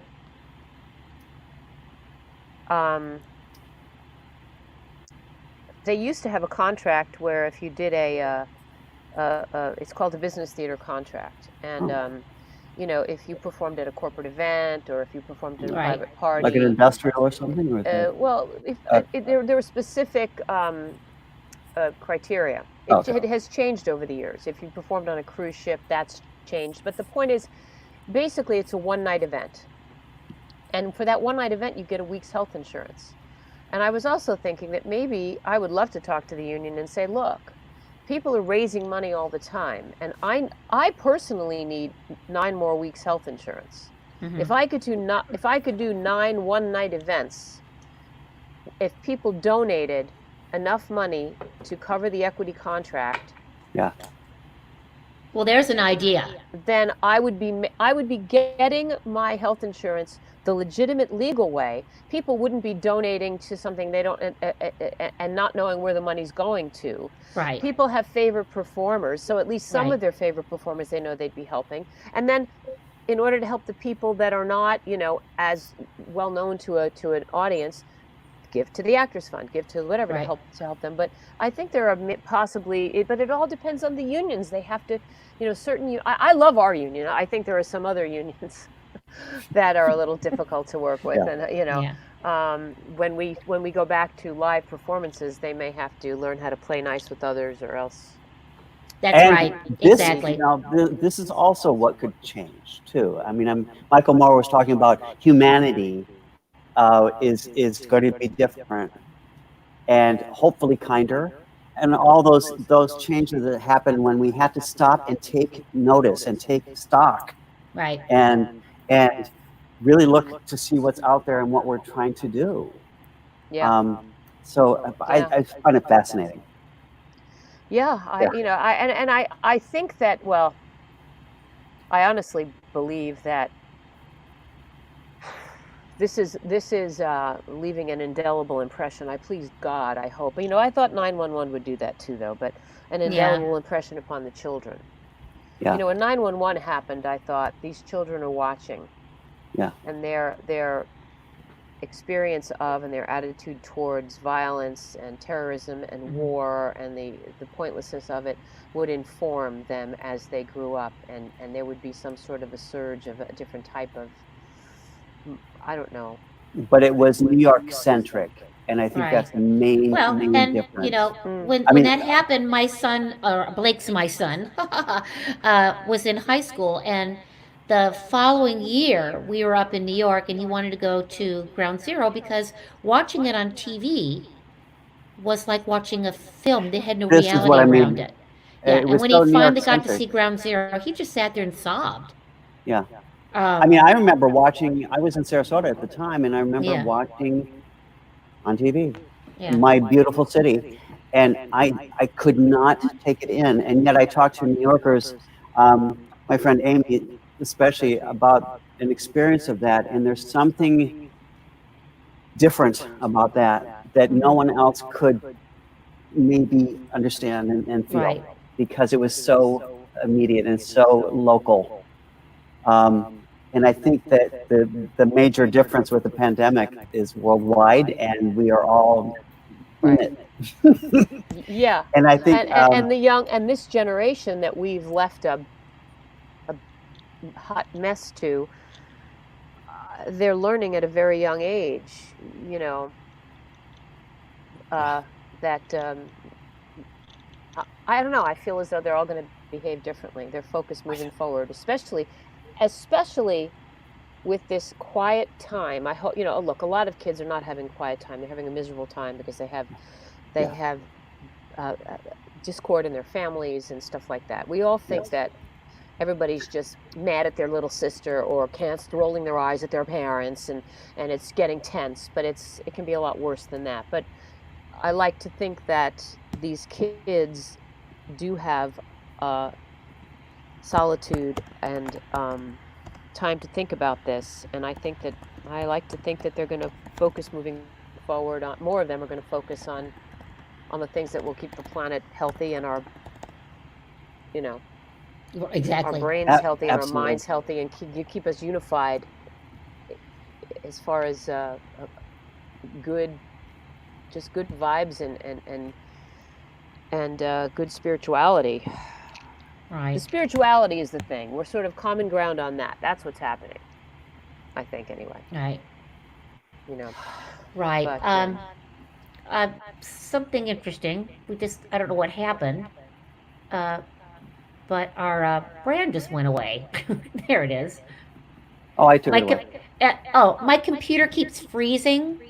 So sometimes I can't do stuff on it. Well, this is a problem with a lot of these streaming devices. Is that I'm on Wi-Fi, and because it's a Mac, so you don't have the plugins. I had to get an external plugin to do anything, but it doesn't have Ether cable. Oh, you lost me at plugins. I know. So the solution for them is for me to go over to the computer. I mean, the router, and stick in an Ether cable, and I can't. So we just have to. Well, we can hear you and we can see you. It's just and a it's little sort of funky. fun to watch you kind of be slightly behind. It's raw. It's wonderful. So am I the only one freezing and you guys are still moving? Yeah. Yeah. Oh, interesting. Because when I freeze, you freeze. It's really interesting. You're frozen now. I find that fascinating. Okay. I'm moving. Yeah, me too. Well. Oh yeah. Yeah. Right. I see. Okay. So therefore, anyway, I can't respond to comments that are coming in. Blake, you'll have to do it for me. Yes, I can do Because that. my computer's. I will not be showing any more video today because it's the computer's tired. So we'll show a little bit more tomorrow. Christine, you see that comment? You what? The comment, Mark Moore, it says, I think Barbara Streisand should give the commencement speech via Christine. There you go. Yeah. or how about the whole crew? I love it. I'll tell you, I have been watching the feel good tonic for this whole thing is watching The Nanny. Yeah. And there are like 6 episodes on every night. Yeah. And there's nothing that can hurt you when you watch The Nanny. And her obsession with Barbara Streisand is so funny. Oh my God, just the Barbara, what does she say? Please, Ma, she's all Lita. Oh, Lita.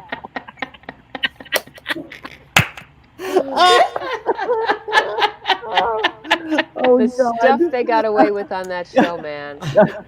I have a couple more donations I want to talk about. Okay. Ed Scully, $100. Ruth Conover, 50.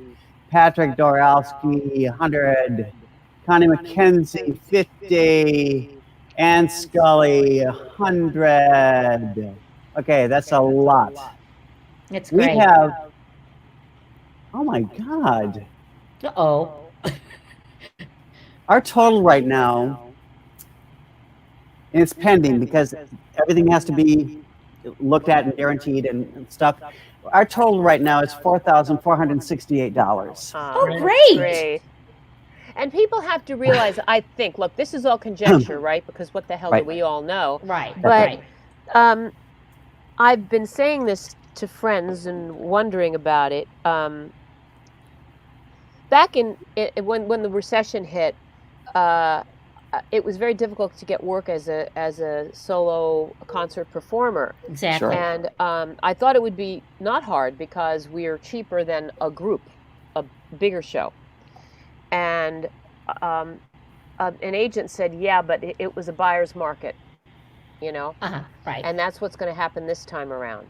Right. That's what he thinks. But this time around is different because they have to take care not just of the audience, they have to take care of the people backstage. So the fewer people necessary backstage, I think, the less aggravation for the venue. And personally, I think that that venues would be better served doing like vaudeville almost, you know what I mean? Everybody's got their own isolated dressing room. You just go on, do your show, and then leave. You keep far away from each other, and you keep the shows simple. And solo shows are the easiest way to do that. Piece of cake. Yeah, you know? I think that SaraSolo Festival will probably go up before the Oslo will. You know, the Oslo Repertory, because they make their money by cramming in as many people in seats. Yeah, and that's not going to happen for a while. And do you do outdoor stuff? We could. Because, because that's another thought. If you do it outside, people can spread out and. Don't the students do an outdoor Shakespeare? They do. And then American Stage in the Park, which they're moving to October. Right. Oh, they are. Excellent. Yes. Well, point Christine, being, I'm still not sure how people are going to get people into, like somebody booked me.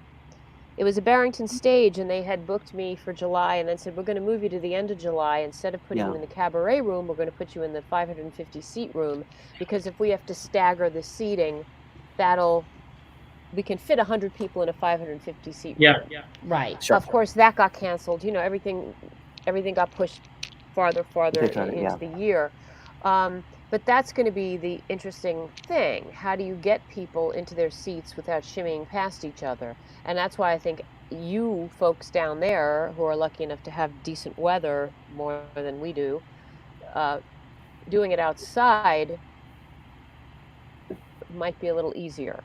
So this is interesting. Mark Moritz wrote, David Kale is doing his solo show at Barrington Stage with 70% seating. Yeah, probably later in the summer though. Yeah, I think so. Carol Wolf said we could we could definitely do outdoor theater at Southgate, and I think we should think about that. Yeah, it's a really good idea. Yeah, you just don't know how people are going to get into their seats. If I'm sitting, 4 seats from the aisle, and somebody's sitting in the middle, I got to get up, move out. They got to walk in. You know, it's like an Etch-a-Sketch or something. It's kind of crazy. Right. Outdoors, however, I think is a lot simpler, because you don't have this. You could, if it's lawn furniture, even if it's folding chairs, you can even move them around a little bit. But I have a feeling that some of those. Look, what do we know? Who knows? Oh, no, but these are all ideas, and and I think the solo performers are going to be the first ones to I think so. Get out there and do stuff.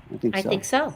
So and I always the guilt. The guilt as an audience member. I don't want to watch a team of dancers sweating on top of each other, or two people, God forbid, kissing. I can't handle it. I can't handle the guilt. Yeah. You know. So married couples maybe. A lot of Lunts and Fontaines might be out there. Mark Moritz answered you. It's I'll just put it up they're there. doing the solo show in August. Yeah. And there's no intermission, so no bathrooms, and they're moving the box office outside. Yes. Right. Okay. They're on top of it. Full articles in today's Times. Yeah. There we go. Okay. Thanks, Mark. Thanks, Mark. Blake, I'm not sure, but I think Theresa Puskar is going to come in soon, and I don't know if I can see her. You may have to admit her when she comes in, because my computer keeps freezing. So I just want to heads up if she does want to come in. Theresa Puskar was in our festival this past February. She comes from Chicago, and I got to meet her doing a little 15-minute solo festival in Chicago. I was invited up to perform there. You had to do 15 minutes of something. And she was on her way to go to the United Solo Festival, and was terrified because it's gotten so big, and you spent a lot of money. Didn't I see Blake there? You saw Blake there, Yeah. It's gotten so big, meaning what? Is it not just at Theatre Row anymore? No, it's like 3.5 months long. Oh, right, same room, and you have to participate. You're now paying what, $900 just to participate? That's a lot of money. And then you have to get your audience. So sometimes if you bust your show, you may only have 10 people in your audience, and you spent $900 to go up there. They also got an agreement with Equity to raise the ticket prices to as high as $80. Can you believe that? Yeah, but isn't that because people like Patti LuPone were doing it or something? It's people like Bill Bauer, who we're going to see later today. I mean, he can charge that because people will go see him. Right. Even in a 50-seat theater. But yes, you're exactly right. That's when you got stars. Oh God. So Matt, what's going to happen? What do you plan to do next? I mean, we're all just kind of sitting here wondering what we're going to do. But can you put up a little bit of your solo show, and we'll put it up on SaraSolo TV? Oh, absolutely. Right before all of this happened, I had been busy, and not just with shows, but with all sorts of stuff. And I thought to myself, I needed to take a break, but I didn't want to take this much of a break. You know what I mean? Well, there you go. Yeah. I had not been in drag for weeks and weeks. And on Sunday, Equality Florida asked me to perform at their gala. And then a bunch of people asked me for birthday wishes, and they paid me for all of the little birthday cameo videos. So I got in the track and made some good bucks that night. So I said, you know, this is going to be what it's like.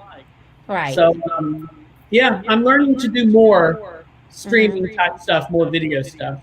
Right, right. I got to get this, my computer wanting to freeze fixed because this is not good. It's that Florida Wi-Fi. Yeah, it's a mess.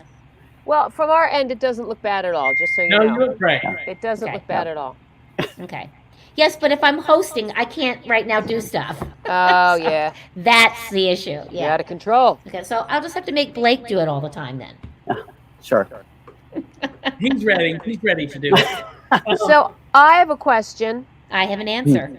How, if someone asks you, what is the difference between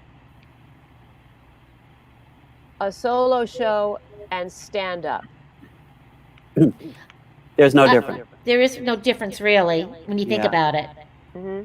I mean, Especially usually if you go to a if you go to a, I mean, exactly. Like if I went to see Billy Connolly, you know, back in the day, do an hour and a half, it was a one-man show. You know, he was a good storyteller. It had an arc. It had a humor. It had, you know, it was lovely. And then we go back to the monologist that you talked about, Christine. I think maybe if you can apply the term monologist to a stand-up, then that's a solo show. I think of somebody like Ellen DeGeneres because I think yes, yeah, or because she makes me think of Will Rogers. Yes, right? You know. Exactly. And exactly. That's perfect. Well, and that's kind of what, those were one-man shows in those days, you know. They did the circuit of, God, why my brain is so tired. I can't even think of what circuit I was talking about. Yeah. Andy, did you ever get to watch that Arias with a Twist, that show with Joey Arias, the drag performer, and Basil Twist, who's a puppeteer? No, I want to. I really want to. I know that name. Basil Twist. Yeah. Is that a solo show? Because it's just Joey Arias, but there are puppeteers. Yeah, you know, I mean, when you have a cabaret act, you're on stage with a pianist. Yes. Yes. But the idea is that you're the one that they're looking at. That's right. That's right. Mm-hmm. Well, what about, did you see Randy Writes a Novel? No, I did not. Randy writes a novel, and he's a big star in Australia, and I foolishly didn't know this. I forget his proper name, but it's this bald, purple puppet, and it's a one puppet show. It's just what it is. I mean, he does the show as a puppet, and it's compelling and funny, and it certainly has an arc. Only he's made of felt. It's good, and it's wonderful. It's viewable on YouTube. Yeah. Just type in Randy Writes a Novel. Yeah. That's cool. Great. I'm going to put that on our link in our SaraSolo Productions YouTube page. I have a series of playlists that are solo plays, cabaret, performance art, physical theater, so that students can go in and look at other people, how they do stuff to inspire them when they create. Because, you know, the Booker High kids, every one of them had either it was a solo play, or it was a cabaret, it was some interesting performance art pieces that were spectacular. Hey, you know, do you? I was watching on Turner Classic Movies. You know, they're having this big Peter Bogdanovich tribute this month, and they're showing a lot of his films. But he just did a film maybe last year, a documentary about Buster Keaton. Oh, wonderful! And you know, I know how great Buster Keaton was, et cetera, but I never really spent much time with Buster Keaton. Right. And watching the film was fantastic. It opens you up more, you know. And I'm just curious if that ever comes into play. When you know, I mean, this is not solo, but again, it's it reminds me of the places you can go that you don't know you can go until you see people go there. Right. Like Abbott and Costello, more vintage comics, the Susquehanna Hat Company. Yes. Right. You know, the Susquehanna Hat Company, I'd forgotten if you guys got to watch that. Those of you who don't know it, it looks like it's slapstick and just abusive, physical comedy, but it actually gets really surreal. Because the last guy says, I died at the Susquehanna Hat Company, and now, it gets really bizarre. And so I'm just curious, because you were talking about the different types of solo shows, the physical comedy, the this, the that, and I immediately thought of all the classic, great, amazing, comedians that we don't spend as much time with anymore. They're not solo artists, but their energy and where they go with their comedy can ignite, I believe, can ignite things creatively in people. Especially if you're hitting a dry spell and you don't know what inspires you. It's as terrifying as solo work is, because you have no one else to rely on except yourself. It is incredibly rewarding. You develop this amazing relationship with an audience that's quite different, so that when you go back and you're actually in a play with other people, I think you become a better performer, and I think you're better with other actors too, because there's something, can't quite explain what it is, that just makes you a better actor. I would always recommend any actor to try at least writing their own solo piece. And it's the same questions you have to ask about being an actor as what you have to ask in creating a solo piece. So I wish I could show more of these videos, because there's some profound things. I'm going to have them up on SaraSolo TV, so please feel free to go and look at some of these amazing statements that kids are talking about. That's a YouTube channel. Go to SaraSolo Productions, and you'll find SaraSolo TV as a channel. Annie, is that where I saw your coffee table song? Yes. Your cocktail song? That's it. And subscribe. Please subscribe to YouTube. Yeah, that was very delightful. Theresa Puskar is here, by the way. Oh, great. I can't let her in, so could you? I can. I want to. Well, we'll see if we can get 5 people up here. And if you can't, I'm going to have to run. I have Okay. Matt. So I love you all. You can. I love you too, sweetheart. You are the best. So much. Oh, and it's so great to be able to share any sort of moment with Christine Pedi. I know. Well, the next thing we'll share is a martini. Damn it! I love it. We're gonna all right, Matt. We're gonna get Christine down here, so we'll find ways to play with her. All right. Thank you. Okay. Bye, Matt. Hi, Theresa. Hi, Great. Hi. I can't see. My computer's frozen, so I can't see you right now. Oh wow. Can you there you are. Now I see you. Yeah. Can you see anybody? Yeah, I see you. You're all frozen. So. Oh, all right. Okay. Hey, Christine, what's going on in your ears? Are you getting all that stuff? Any other echo or anything? No. Say it again. Are you getting any echo? Anything else? In your ear? Not really. I'm getting a little staticky noise in the background, but I. Teresa. Oh, okay. I'm going to tell her. No, we're good. Okay. Go ahead. Hi, Teresa. Hi. Wow. Oh, it's so great to see you. Now, where does Theresa live? She's in Chicago. Do you have earbuds by any chance? You want me to run get it? Hold on. They might be helpful. Yeah. It'll be, where did she say she lived? Chicago. She's in Chicago. Oh, so that's where she is right now? Uh-huh. Yep. Oh, okay. All right, that's good. She's born and raised in near Toronto, but has lived in Chicago most of her latest life. So has she been a contributor to your SaraSolo? She was in the festival. Yeah, she was in February festival. Yeah, she found her in Chicago.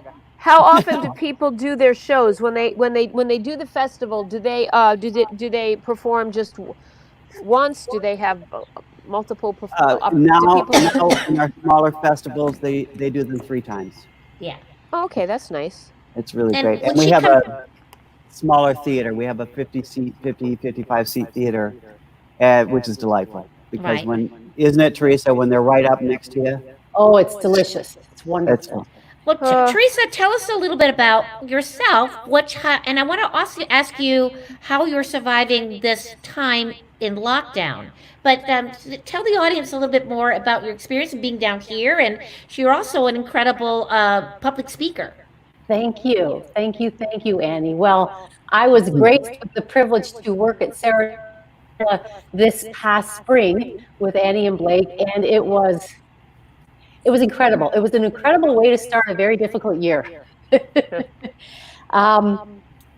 So background, I lived in Toronto. Blake, you got such a great memory. You're awesome. So I was born and raised in Toronto, Canada. Fell in love with a man in Chicago. Moved to Chicago 1999. And from there, I was an actress in Vancouver prior and doing television and stage. And it was a crazy life. And I said, okay, universe, what if I did something different? And I ended up, stories being what they are, I'll skip to the finale. I ended up as a producer and the director of coaching programs at Nightingale Conant Publishing. So I actually left acting after 15 years, and I went back in again. And just recently 3 years ago, wrote a solo piece. Because acting is a crazy world, and I said, okay, universe, I'll give it up. But I planned on getting back into it someday.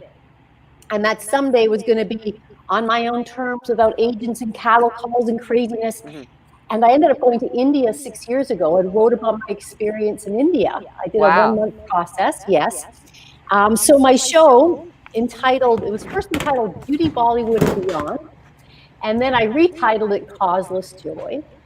And what it was an integration of my experience in India and the cultural, all of these incredible things that happened. And then in my meditations in India, I meet up with 4 fairy tale princesses who tell their true stories of self-empowerment and whip me into shape and kind of smarten me up and teach me how to try and really come to terms with who I am and fall in love with myself. So a lot of laughing, a lot of crying.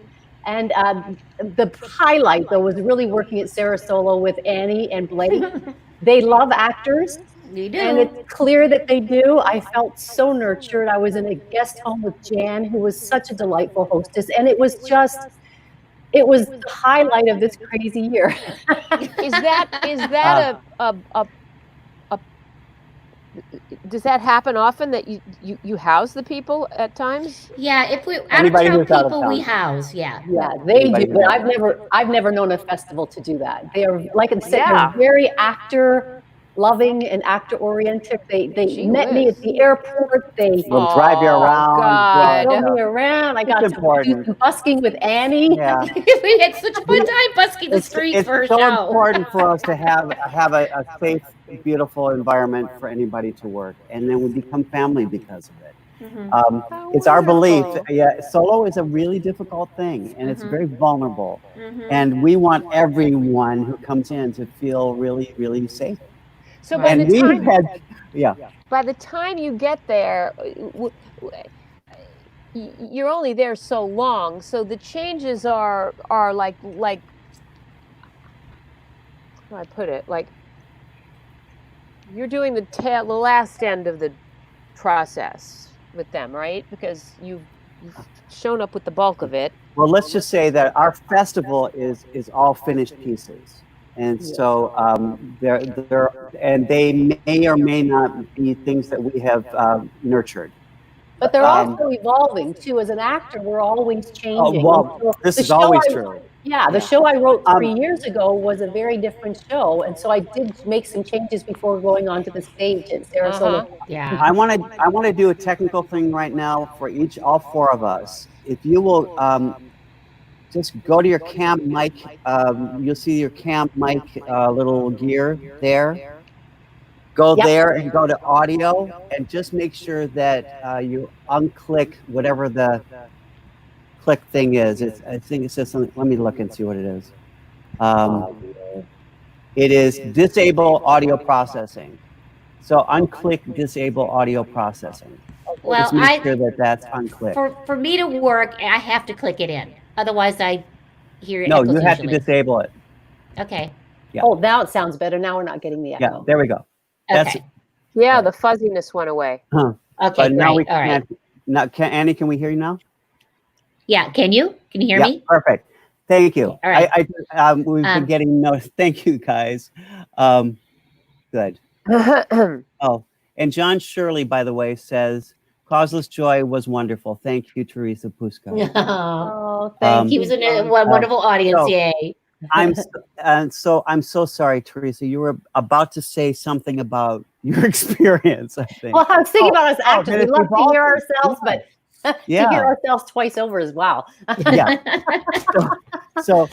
So you're talking about evolution with while you're performing, even. Yeah, because my show, it's the title's Causeless Joy, and throughout the 6 years since leaving India and doing some of my own emotional work, I got to a place where I could actually experience causeless joy. But when I first wrote the show, that was something that was an aspiration, but not a destination. So I ended up rewriting the show. Yeah. Oh, wow. We have another guest. I'm going to see if we can bring Gabe Ortiz in too. And Gabriel is also teaching right now, so he's got a limited amount of time. So yeah. There we go. Hello. How are you? Gabe, Theresa just came in, and Christine has been with us all along. It's wonderful. All meet each other. Here we go. Theresa was just talking about the experience of the latest Solo Fest that we had in February. Okay. And coming here also with only 4 people. That made a big difference too. And one of them was Annie, so that made a big difference. Did you saw a couple things, didn't you, Gabe? I did. I saw Annie's performance. Oh, right. Yeah. That's right. Which was extraordinary. Thank you. But do you know Christine? I do not. You know of her? I've heard of her, yes. Okay. That's a safe thing to say. Well, I urge you to just go on YouTube because you'll see a whole bunch of stuff. You can get a sense of who she is as a performer. Now we're learning who she is as a very smart. We had Gabriel as a solo artist. The first year, was it first year? It was the very first. It's the very first year. I'm looking at the program right now. Yeah, it was very first year. I'd seen him do this solo piece several years before. We asked him to come and do it. It's an incredibly profound piece of theater. Okay. But Gabriel is an astounding teacher. And I wanted to talk a little about that because what happened is we had him become a part of our educational outreach with his students last year. And would you talk about that? And Christine, this is really, Gabe took sort of a basis of what we were doing and brought it to another group of people and young students. And he evolved it. So when you talk about going to businesses, for instance, and doing something with SoloSynergy or any kind of groups and helping people express themselves more readily, this is precisely what he did with a group of non-performers. Mm-hmm. Gabe, tell us about that. So, I've been doing my solo show since 2000 when I was at Penn State. Right. I see Annie's lips moving, but I don't hear anything coming out. So I want to. My computer is freezing all the time, so I'm just Okay, so solo performance has always been important to me. When I came out of Penn State, I really wanted something that was going to be my own, and so I took letters and interviews with my father while he was incarcerated at San Quentin for 17 years. And I then went to California, interviewed my family, interviewed my mother, who was a heroin addict, my father, who was a former gang member, and all of my brothers who were gang members as well. And I took all these pieces to trace the effects of incarceration on the family. And so that was just a really significant part of my experience as an actor coming out of graduate school. And when I came down to Florida, I was working at the Oslo Theater, hooked up with the Last Chance High School. The principal there was Edna Bailey at the time. Yeah. And I was working with the Oslo, and Carol Kleinberg said, well, why don't you go do your performance at this Last Chance High School? And I did, and I was so moved by the extraordinary talent that was coming out of my students. And then at the end of that year, we opened up Oasis Middle School, and we wanted to reach the same population of children. We just wanted to get them at a younger age. Right. So as my first foundation was a performer, I wasn't really an educator yet. And so as I started teaching, theater and solo performance made their way into my work as a language arts teacher. And grew. So I started from this foundation of their own personal experience, both in personal narrative writing, argumentative writing, and then I extended that into performance. So, and I think, Annie, you were there from the very beginning of that, even at that previous high school. Mm-hmm. And Annie and I had always been in touch. So when they, a couple of years ago, when you had started a few years ago, what? It was 2018.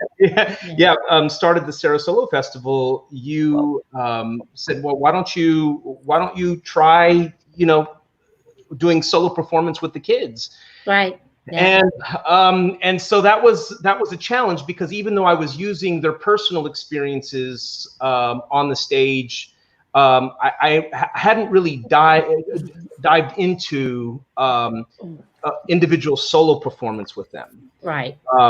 It was a part of my experience in terms of the way that I worked, but it always turned into something else. So I think last year we did a piece that was. The first piece was called Don't Tell Me How to Be a Girl. How to Be a Girl in 2019. Brilliant. Yeah, in 2019, right? It was brilliant. Just brilliant. It was. Can I describe it? It was. My understanding is they wrote it together. You didn't necessarily know who had written who was speaking. Right. It's really helpful to me, because I was watching a 13-year-old girl talk about being raped and the consequences of that. Mm-hmm. And I liked not knowing who that came from, and that it wasn't this gorgeous, beautiful 13-year-old or 12-year-old girl that I was seeing. Mm-hmm. But it was pieces of story that came together in a, it's like our old story theater kind of idea with 12 girls who are all 11. And, Hi, Cody. Hey, come and join the conversation. Of course, I'd love to. Yeah, okay. Where Blake is talking to Gabriel Ortiz here about teaching his students solo work. So hang in there. We're going to get to you in 1 second. Hold on. Okay. Sounds good. Okay. So what came about was this profound piece that. So I wanted to. I wanted to take their stories. They wrote their personal experiences. I led them through a series of exercises, and then from that, I just started writing out their pieces. And then what I started to notice, especially for this age range, was that there were common themes and common stories throughout. So I would take bits and pieces of different stories and combine them into an individual piece. So it was sort of a collective voice and not necessarily a voice of the individual. I didn't want to exploit their personal experiences, but I wanted to take that and make it art. And am I right that none of these girls had ever been on stage before? None of them. Yeah, not a one. Yeah. And it was nor were they thinking that maybe that would be a career, but it was an incredible. I think they really realized when they finished how powerful their voice was. Oh, Annie, I don't know if you remember me calling you up 3 weeks before saying, "Oh, please, I don't think we're going to be able to do this. Just take us off the schedule."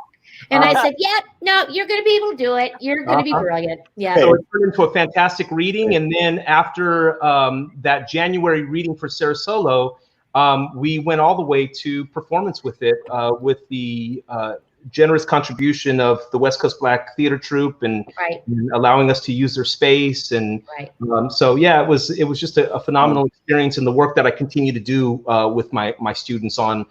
And I really have to allow them to guide me in the direction that they wanted to go. This was the first year that I had all girls, and I was a male teacher, and there was a discomfort in that. And so I would pull in some of our staff members and say, I just want you to sit with me in this. I want you to guide me through this. Right. I didn't want to put any of my ideas and thoughts on top of it. I wanted it to come from them. So you did. It was so beautifully done. And it was in the Me Too movement. And you gave exactly. You gave voice to a group who aren't heard. Yeah. Which is why we started SoloSynergy to begin with. And that script is such a wonderful script, Gabriel. You could give it to another school to perform it. That would be great. But so much of it is in the putting it together and finally the performing that's so profound. Each of those girls at one point were on stage alone, at least speaking alone, backed up, but they were all alone. Cody, you understand this really well because it has to do with finally expressing yourself. And when we bring in, with SoloSynergy, when we bring in the seniors, also often who are not performers, they are saying something about a teenager. They typically write monologues about the teenager that they're paired with, and they perform as that teenager, or they're dedicating something to them. It's SoloSynergy. That's heavy. I know. School and my teacher and my principals. My principal who and Annie and Blake who just gives you permission to be able to go to that place because so many schools are not willing to take that risk. And these are issues that our kids need to talk about. And it's difficult to hear. Our parents were uncomfortable at the beginning. And so the process of just saying, okay, trust me on this. You can approve everything that they say, everything that they do. But if you want your child to be a part of this, then you have to trust that the process. And this is a beautiful thing about Carrie Mills, who is the instructor at SaraSolo, Booker Middle School, with whom we do SoloSynergy. And it's her students that are the middle school students. The intergenerational, She has such an incredible. She knows what the parameters are, and nothing. It's part of our safety and part of our rules are that nothing gets said that does not have permission to be said. Right. And also, because sometimes family stuff comes into it, and but Carrie is on the side of if it needs to be said and if it's okay, we need to say it. You have to say it. You have to say it. Yeah. We need to hear from everyone. And the first year with her class, there was a girl who told a very intimate story. She trusted her adult to tell this story. And he decided, do I have permission to tell that? And he did a beautiful, sweet, tender, truthful thing as her. And she said, wow, I never have to tell that story that way again, ever again. I don't need to tell that story that way. Yeah, it was good to hear because she always says it, but to hear someone else say it, she went, I don't need that story anymore. Well, I think one of our parents at the end of that performance at Booker for SaraSolo came up to me afterwards and said, we don't understand the things that we say to our children and the way that it affects them until you hear yourself on the stage, until you hear those words spoken by someone else to your children, and it's Cody's and then you go, oh my God, this is what I've been contributing to. Right, exactly. I'm going to get ready to sign off here to give other actors a chance. Oh God. But I just wanted to say something before I leave. I was reflecting. I was doing a lot of emotional work this morning. A lot of my stuff was coming up. And I remember back in the day when I started as an actor, I was also working at IBM. And in the world of IBM, therapy and self-examination was taboo. But in the world of theater, we all were examining ourselves, our emotions, from our soul, from our heart. Theater is such a profound gift to those that are performing and to the world as a whole, because we get to express. We're encouraged to go inside and to get to our rawest, most vulnerable part and share with the world. And when we do, then the world opens up and their hearts, people say, wow, I didn't know. I wasn't the only one that felt that way. And thank you. Yeah. So theater, I want to just say to those that are looking into funding, this theater company is a theater company with heart, to the point where they are willing to sacrifice the money, and they don't charge the registration fee to our actors. They find a home for us. I'm going to just step out and say that theater is a powerful gift, and theater is very vulnerable right now. And SaraSolo is. So I just want to say it is total heart. It is total soul. It is relentless self-examination and sharing and using the body and the mind and the heart and the song. So bless you, Blake and Annie and SaraSolo. And thank you all for theater. I thank the universe for the creativity of all. So I just wanted to say that and honor all of you for what you do. And start writing your next piece and come back to us, all right? I will do that. I miss you. Love you. Love miss you. Too. Bye, guys. Bye. So guys, everyone what are you going to do? This is Cody Clark. I wouldn't get a chance to introduce Cody. Cody was in our festival, 2 years ago? Cody? I think 2018. 2018. And has a very unique way of telling his personal story. Because he's on the spectrum, and he loves to tell his personal story, but he does magic. Yeah, when I was listening to you speak, Gabe, I was in agreement with like every single point of that, not just with my own story, but also when I do sensory-friendly magic shows at adult daycares and make them accessible for that audience and don't kick them out because they're throwing temper tantrums. They, for the first time, feel theater can be for them too. Right. Yeah. Exactly.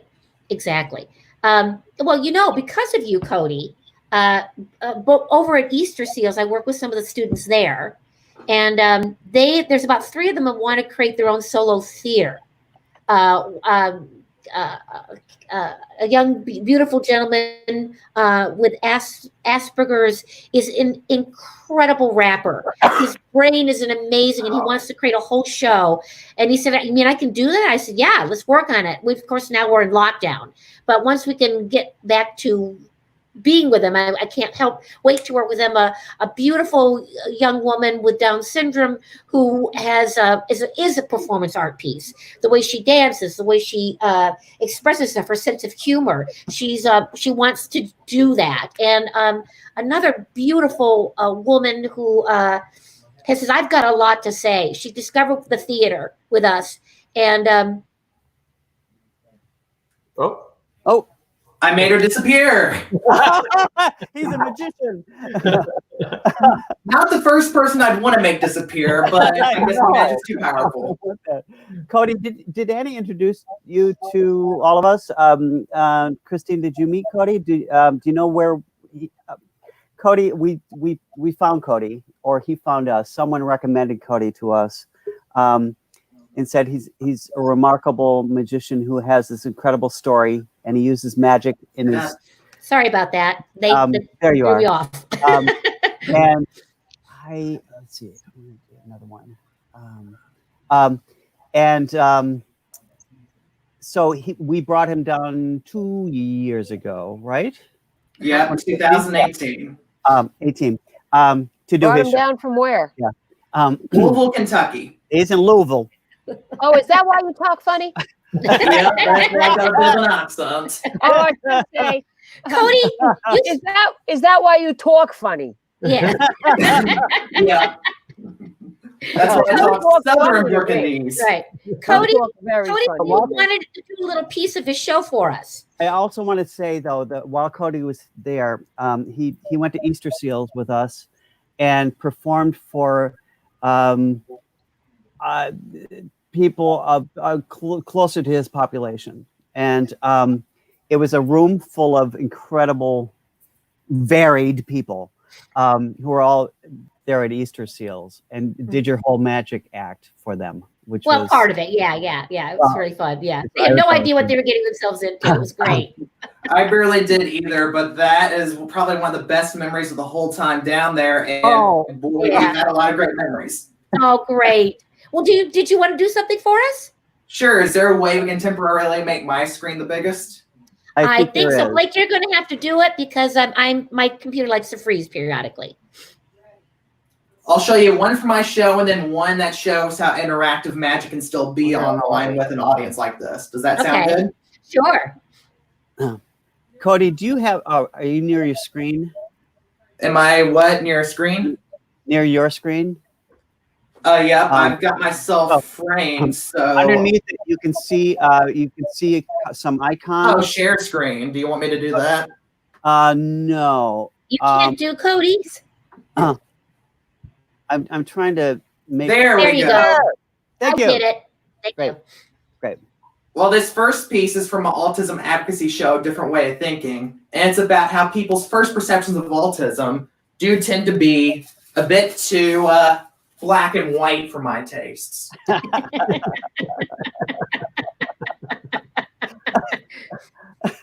Indeed, people think we're either geniuses or failures. They think we're either nonverbal or walking dictionaries who won't shut up.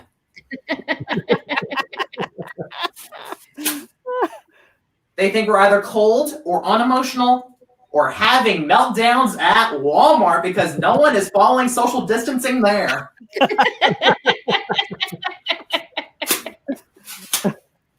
Not much in between, only black and white. Until you all and your viewers have a different way of thinking about autism. Then you'll see it can still be magical. Whoa! Yay! Colorful. And a quite diverse spectrum full of the best people you will ever meet. Oh, yes. Yeah. Yes. Oh, great. Thank you all. Oh, wonderful. Oh, my God. Glad you all enjoyed that. Now, the second routine, is it okay if I show one more routine? Yeah, please do. Yes. Yeah. This routine is not from Different Way of Thinking. Instead, I developed it to work virtually since I'm having a lot of clients have me be the centerpiece of their Zoom Hangouts. Great. The key with internet magic, it must be visual, must be direct, and I must still be able to involve the audience however much I can. I'll show you how I do this with my hands with this fancy schmancy cloth. And we'll use Annie. Okay. Name a number between 1 and 5 out loud. Okay, 3. 3. Since you're all down in Florida, there is no way I could have come down and known that Annie would choose 3. Oh my God. That's amazing. Yes, mind blown. Probably feel beating your heart out.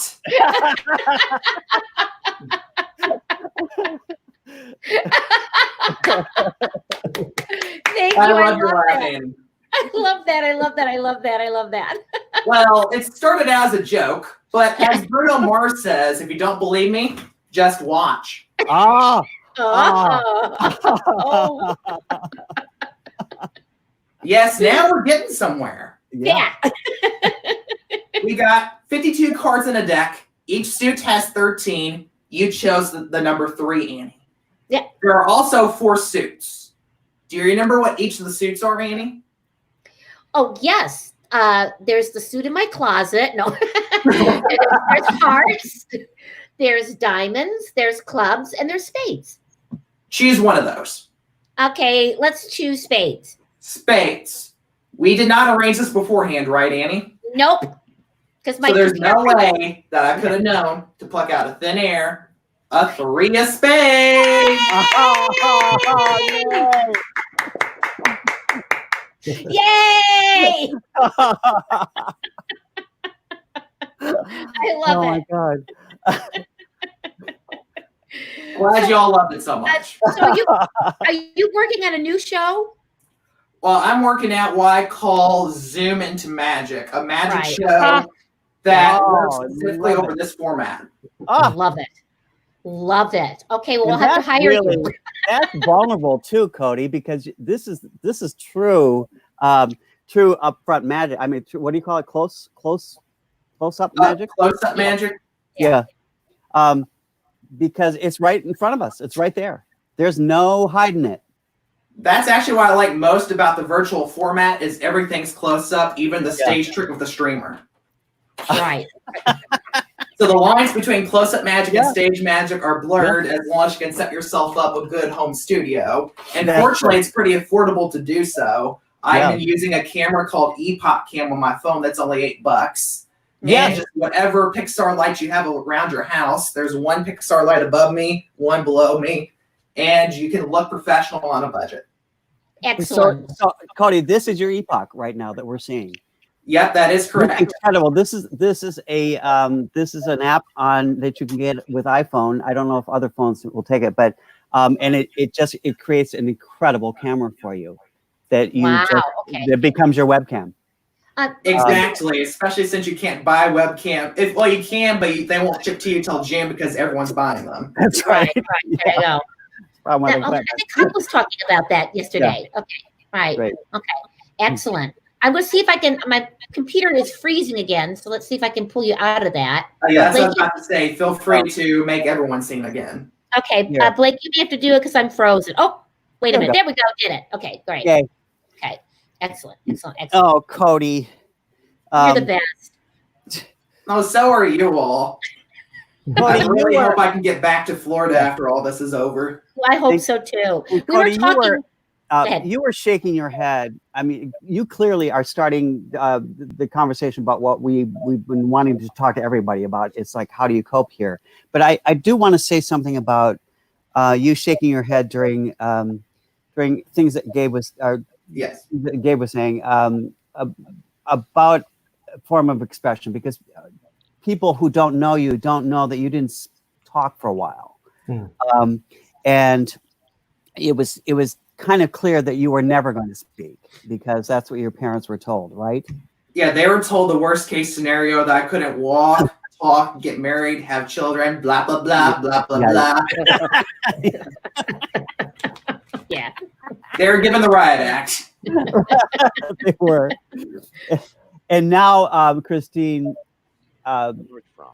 Cody books himself all over the country back in the day when he actually could go somewhere and do this, but he books himself, gets himself there. He does the whole gig.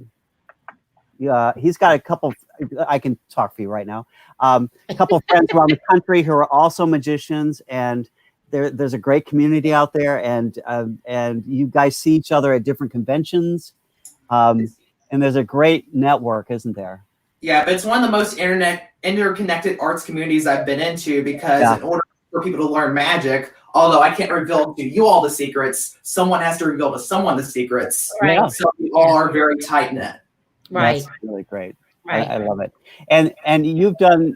The reason we had you down, I mean, besides the fact that you're just an incredible person, is the fact that you. We found it so intriguing that you tell your story through magic, and Christine, he gives examples of things that happen. He illustrates stories that he has in his life through magic tricks, and just as we saw the transformation of black and white to color, but taking themes from your life and restrictions that you thought you had and broke through, and all those ways that you tell the truth, right? And it's remarkable. Right. So, it's beautiful. Yeah. Really appreciate those compliments, especially since that I would say that's the one thing that makes me different from a lot of other magicians. They're focused on deception. I use magic to tell truths. Yeah. Great way to phrase that. Wow. That's a great way to phrase that. Wow. And what we know about great acting is it's truth telling. That you can't be a great actor unless you tell the truth. That's actually why your friend Annie, Jason Alexander, quit magic and became primarily an actor, because he started out as a magician and was like, "This is the same but better." Yeah. Oh, wow. Yeah. We'll probably hear a little bit from Jason tomorrow, I'm hoping. So yeah. I think it probably also made him a bit of a nerd And I know he was fighting that. Oh, he did in like the growing up in New Jersey. So that's fun.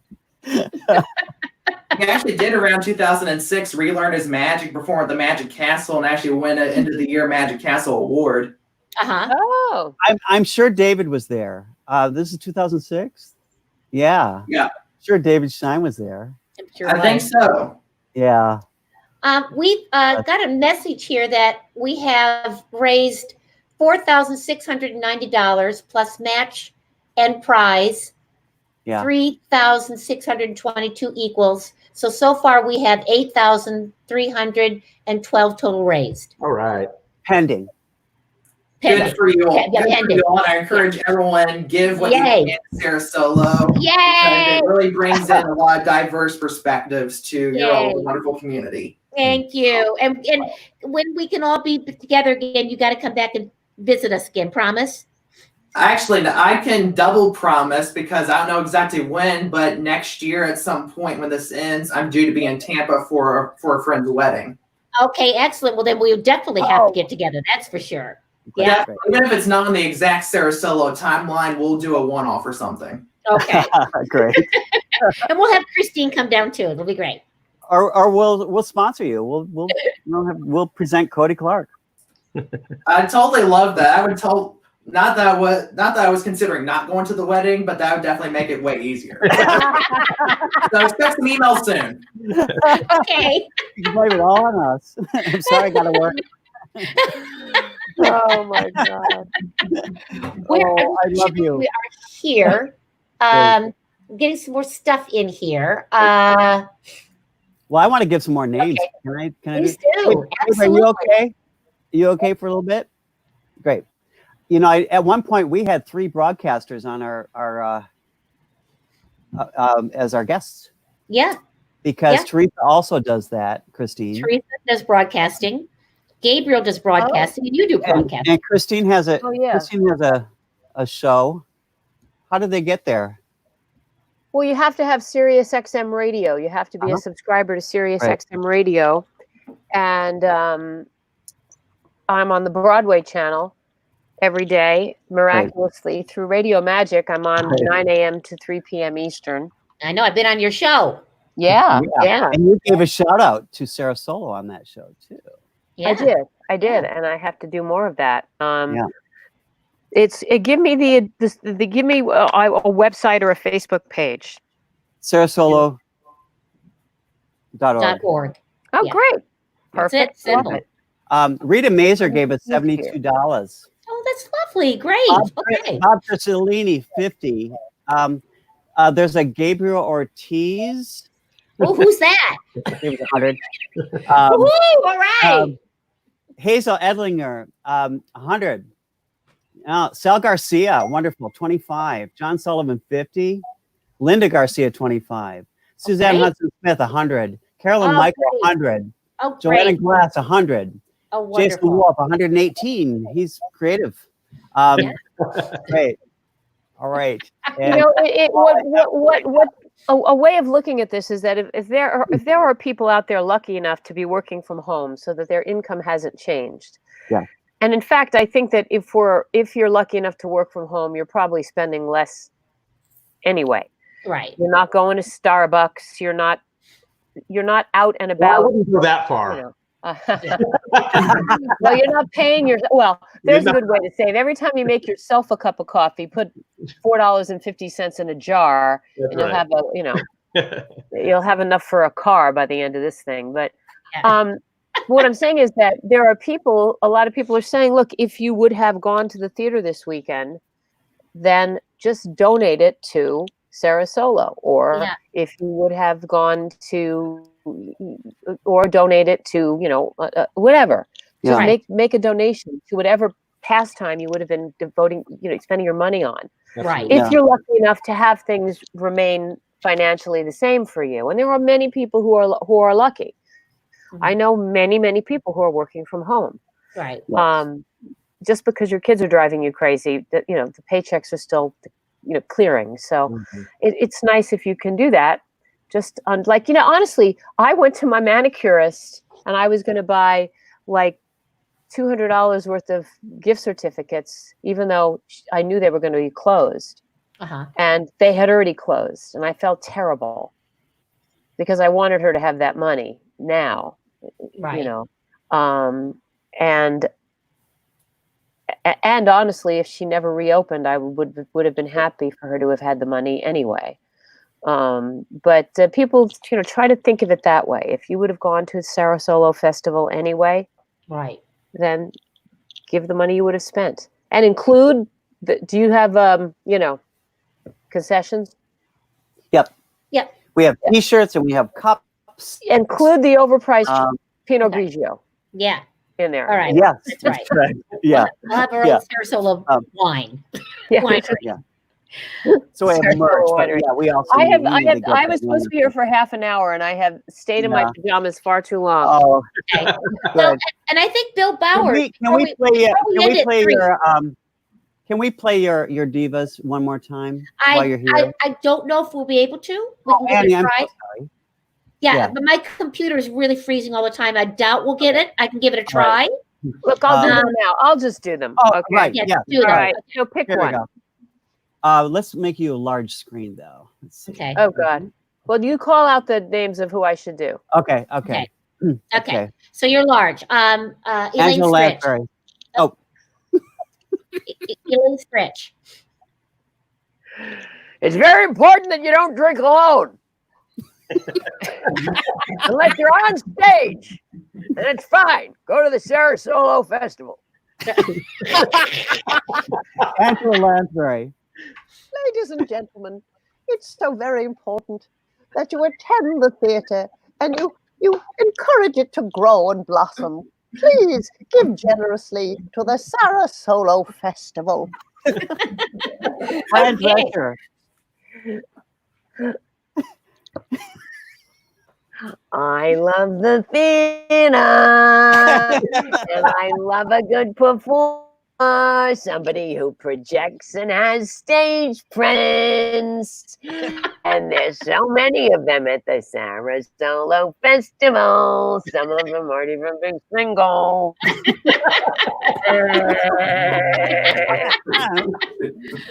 Bernadette Peters. Bernadette Peters. There's nothing better than standing in the spotlight singing a solo. But at the SaraSolo Festival, people tell stories and they do one-man shows and one-woman shows all by themselves and they steal the show. How about Dame Maggie Smith? Oh, well, yes, I can. Apparently, there's a place called Florida, and they've never been there. I don't people go there when it's hot. It's very hot there. Yes. If you would like to go, and perhaps in the colder weather, will feel dreamy. Please, dear, for pity's sake, at least make up all those people in bikinis and lip flops and things by going to the theater. Nelly? Oh my God! I mean, Annie and Blake, I love you so much. You do so much for everybody. You help these people put on their one-man show. You know what I mean? You teach them how to move. You teach them how to be still. You teach them how to project.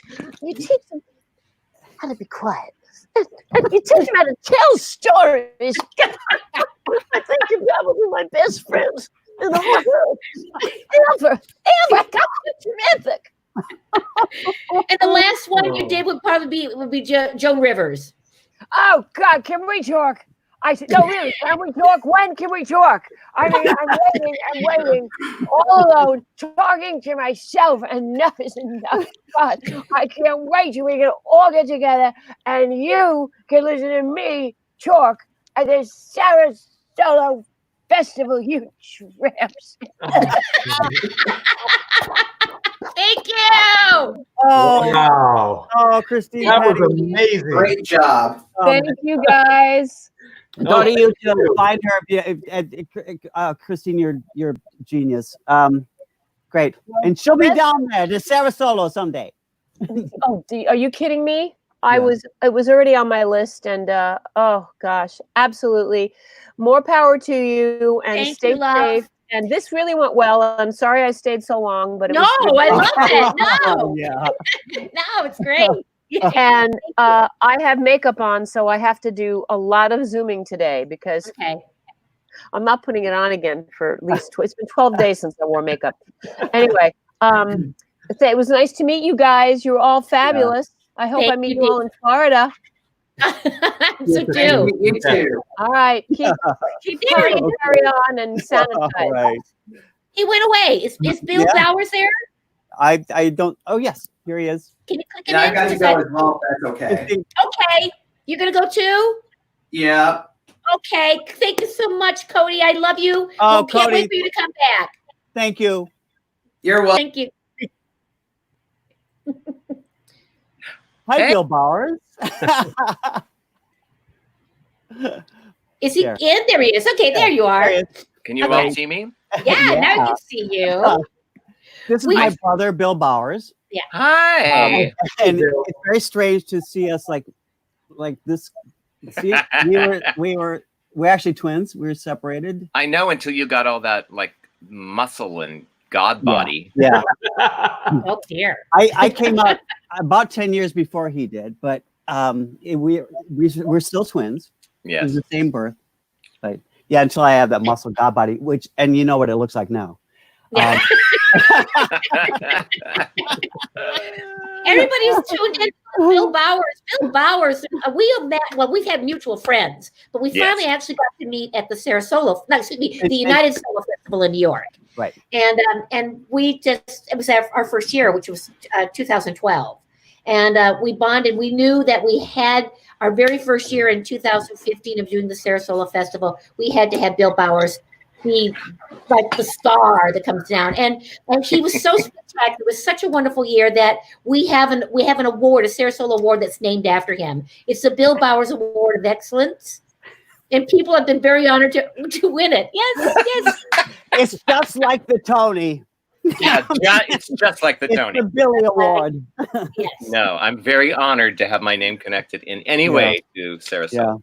Yeah. Well, you will always represent the excellence. Hi, Gabe. I haven't met you yet. Like I know you. Yeah, because you were both around that first year. Yeah. Gabe, I think you were. I think. Yes. Yeah, you were both the first year. Yeah. You were two different weekends. Yeah. Different weekends. Why? You missed each other. Yeah.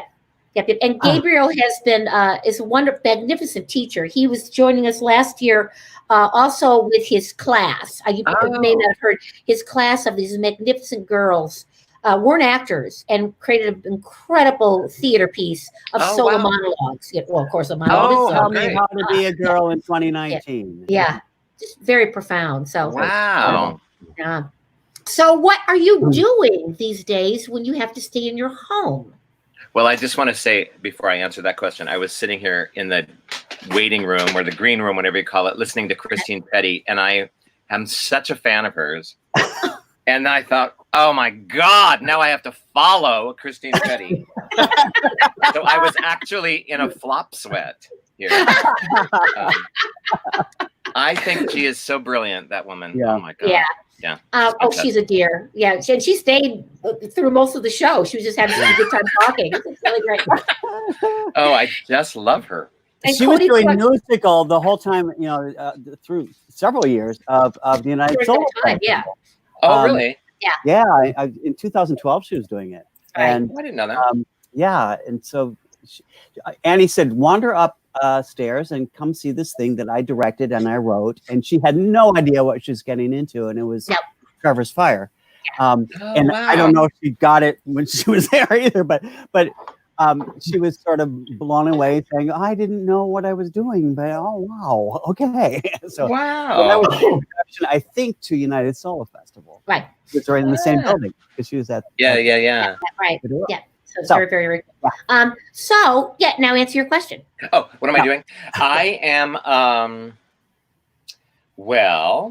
I'm trying to figure out how to make a living as a mime when you can't leave your house. Right. So that's interesting. Well, you're welcome to stand up like Cody Clark and just do a little bit of your work. Where your audience? For us. You know, it's funny. I'm in my office, which is jam packed with all the stuff that we're trying to. We have been doing spring cleaning here for the past 5 weeks, and it's all this stuff that we're going to give away. Can you see all this? Yeah. So I can hardly stand up in here. And in the other room, my husband is giving our son an art lesson virtually because we can't see our son because we both had COVID-19. Really? I didn't know that, Bill. Yeah, we did. We both had it separately. Yeah. So it's such a weird time because we both got it. We were both really sick. Then we joined this antibody testing thing, you know, and we just got our test back today, and we both. Neither of us have enough antibodies to be part of the convalescent thing, but so that was disappointing because I thought, well, at least that's something we can do with the fact that we've had COVID-19. Right. But well, describe what happened to you. I mean, what's the sensation of it? Oh, it was, yeah. It was I'm kind of the classic case. I was well, you know, I'm a mime. Yeah. And I was performing in Turkey because Turkey loves mime. And you do. And I got back from Turkey right when this was starting. I got home right before they started shutting down all of the travel. So that was a little anxiety provoking. And then right after that, I got sick, and I got the classic kind of flu for about 15 days. Wow. With fevers and crazy headaches and wild, crazy dreams.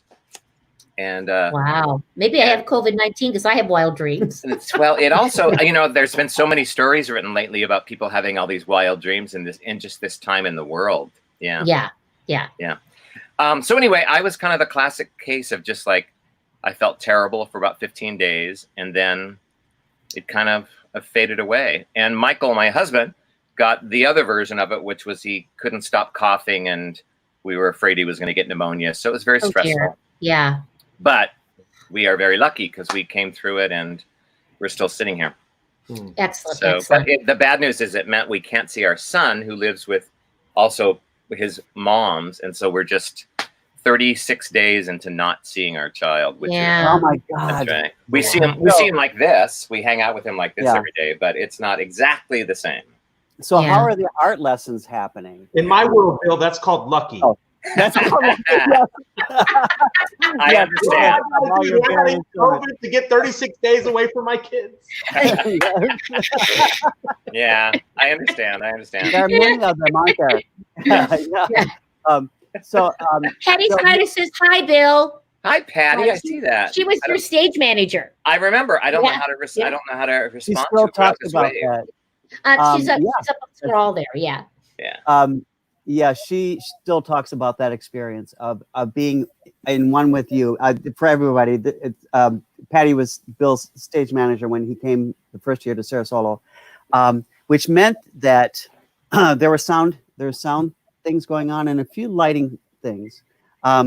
We didn't have a very sophisticated lighting system at all. It was fantastic, though. I remember the space was beautiful. I loved it. Yeah. And it improved, I mean, greatly along the way. But Patty was tasked with being his stage manager, which meant that without a full tech rehearsal, they went into it, and it was a dance. Yeah.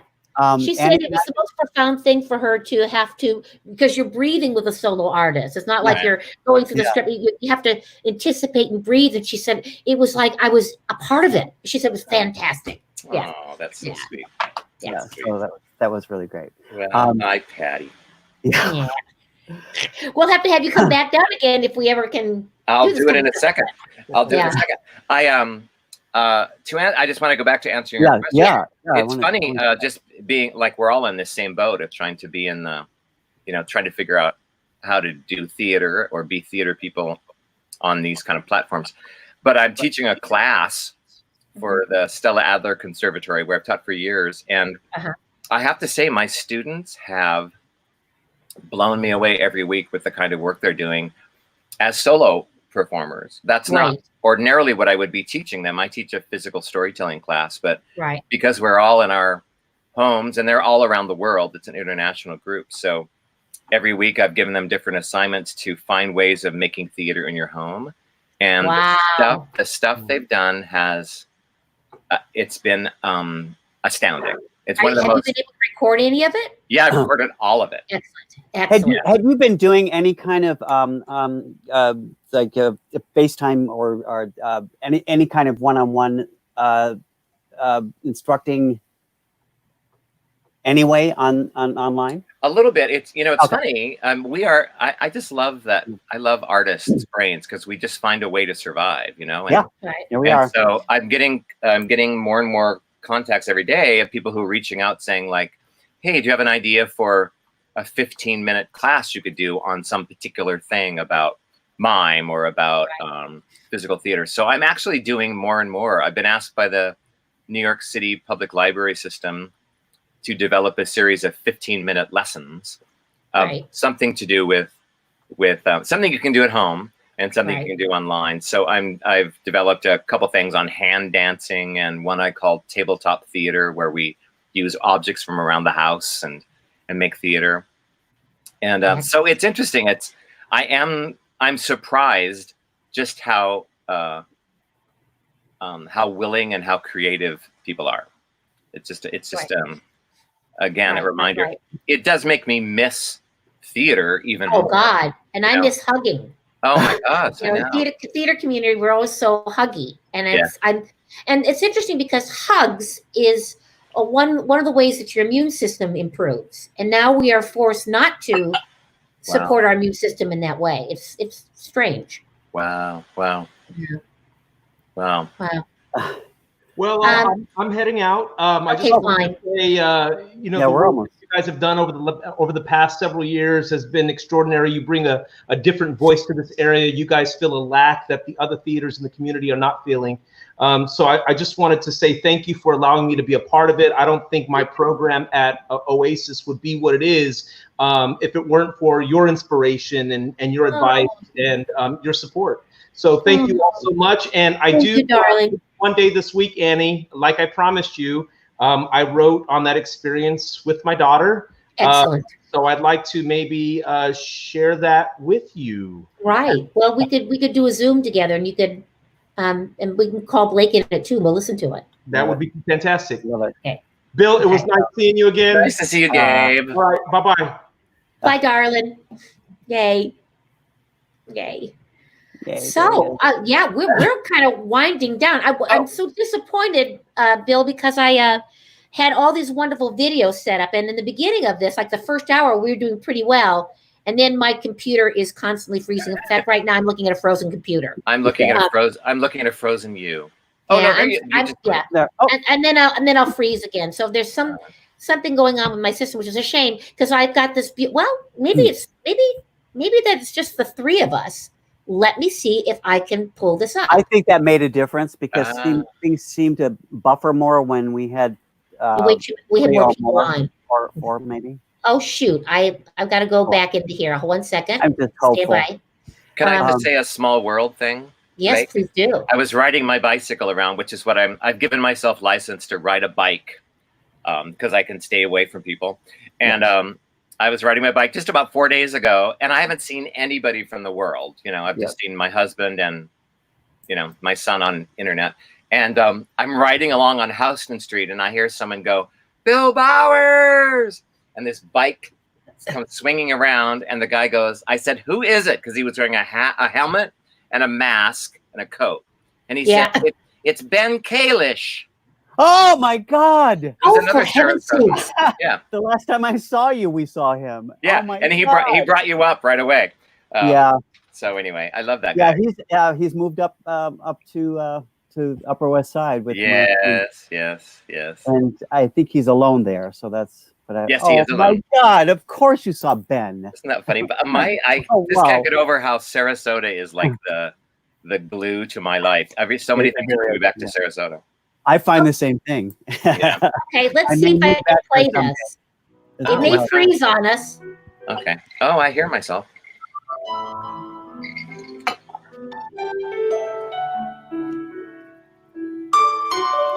People who are watching, this was the show that Bill brought in 2015 to Sarasota.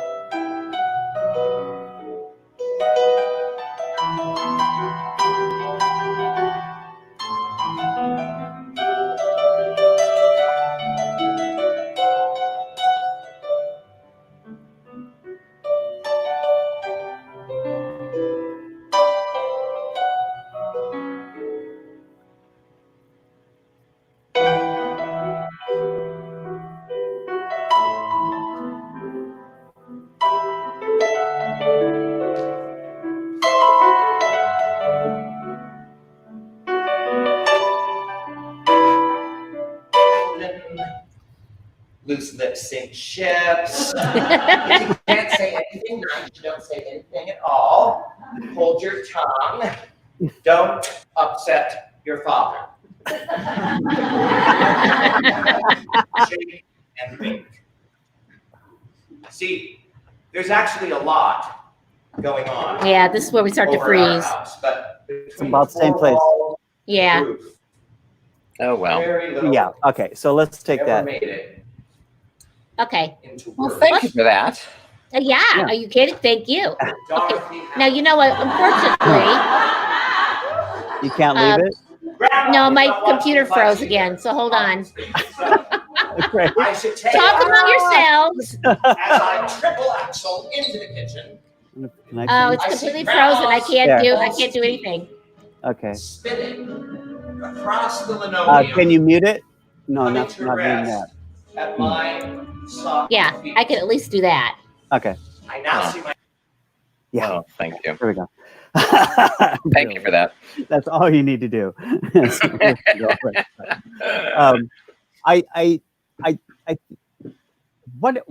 What can we do in the future? I mean, I know there are lots of ideas. Okay, there we go. We keep hearing. Michael Moore was on MSNBC the other night talking about his new movie, and but he said, "I think we're going to be different, and I think we're going to be kinder. I think we're going to notice more." And Christine was bringing up 9/11 and saying that it didn't have the maybe deep-seated effect on young kids as we might have hoped. So that they maybe learn something about that. And it's my belief that 9/11 was New York centric, and it was hard myself viewing from Florida and having any kind of real deep, besides knowing people who may have died during that time, having a real reality that was really happening. We're watching it on TV, the TV, and I think that's a big thing. Now this is happening to all of us. And we are, no matter where you are, yes, New York is the center, but no matter where you are, it's affecting all of us. Here we are. Yeah. And like you said, we're the survivors, and we're the innovators, or we're the people who might, artists and other creative people are the ones who might take this and create something very new. We've had the delight of talking to our son for the last week for hours, because he's helping us. He helped us with this, but he's helping us. He's a consultant now with our company about getting online and getting SaraSolo TV going.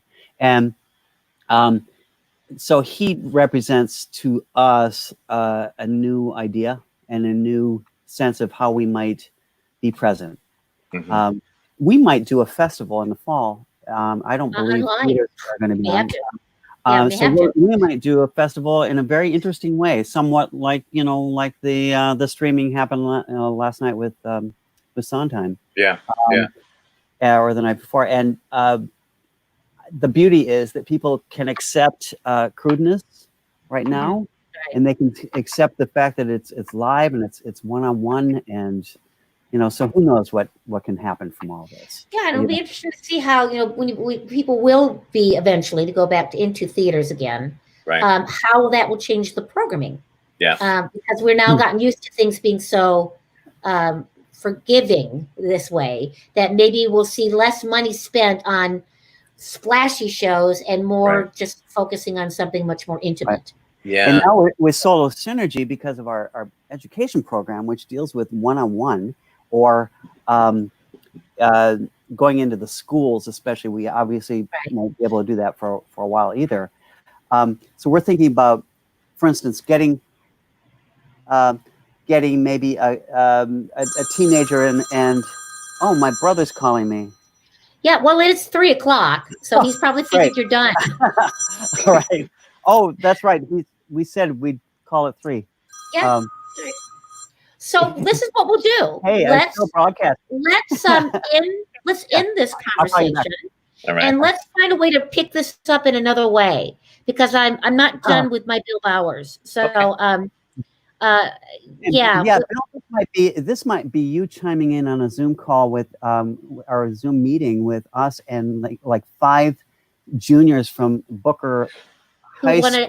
They have things to say about their solo work. Oh, I'm happy to do that. Yeah. That'd be wonderful. All right. Okay. And meanwhile, go to our SaraSolo Productions on YouTube and donate some money. Yeah, well, but donate some money. But for you, look at some of the stuff that's up there, because I couldn't show it. I had to finally stop with the computer. But there's some. It's interesting to hear that the seniors talk about talking to the juniors about what they wrote last year is lovely. There's a girl who talks about her experience, and then she shows her solo work that she did. That was about a 10-minute version of a larger work that she's working on. It's just delicious. So have fun going there, look at that. That will help when we have this conversation with the students. Okay. So let's definitely do that. All right. Okay. All right. Thank you. you. Love you. Love you all. Donate to SaraSolo. Yeah. We got 24 hours. Donate to Solo Theater. Yeah. Donate to SaraSolo. Absolutely. We love you, dear. And bye, everybody. And bye, Blake. I'll see you on the other end. All right. I ended the broadcast. Nope, I didn't end the broadcast. I'm trying to end the broadcast.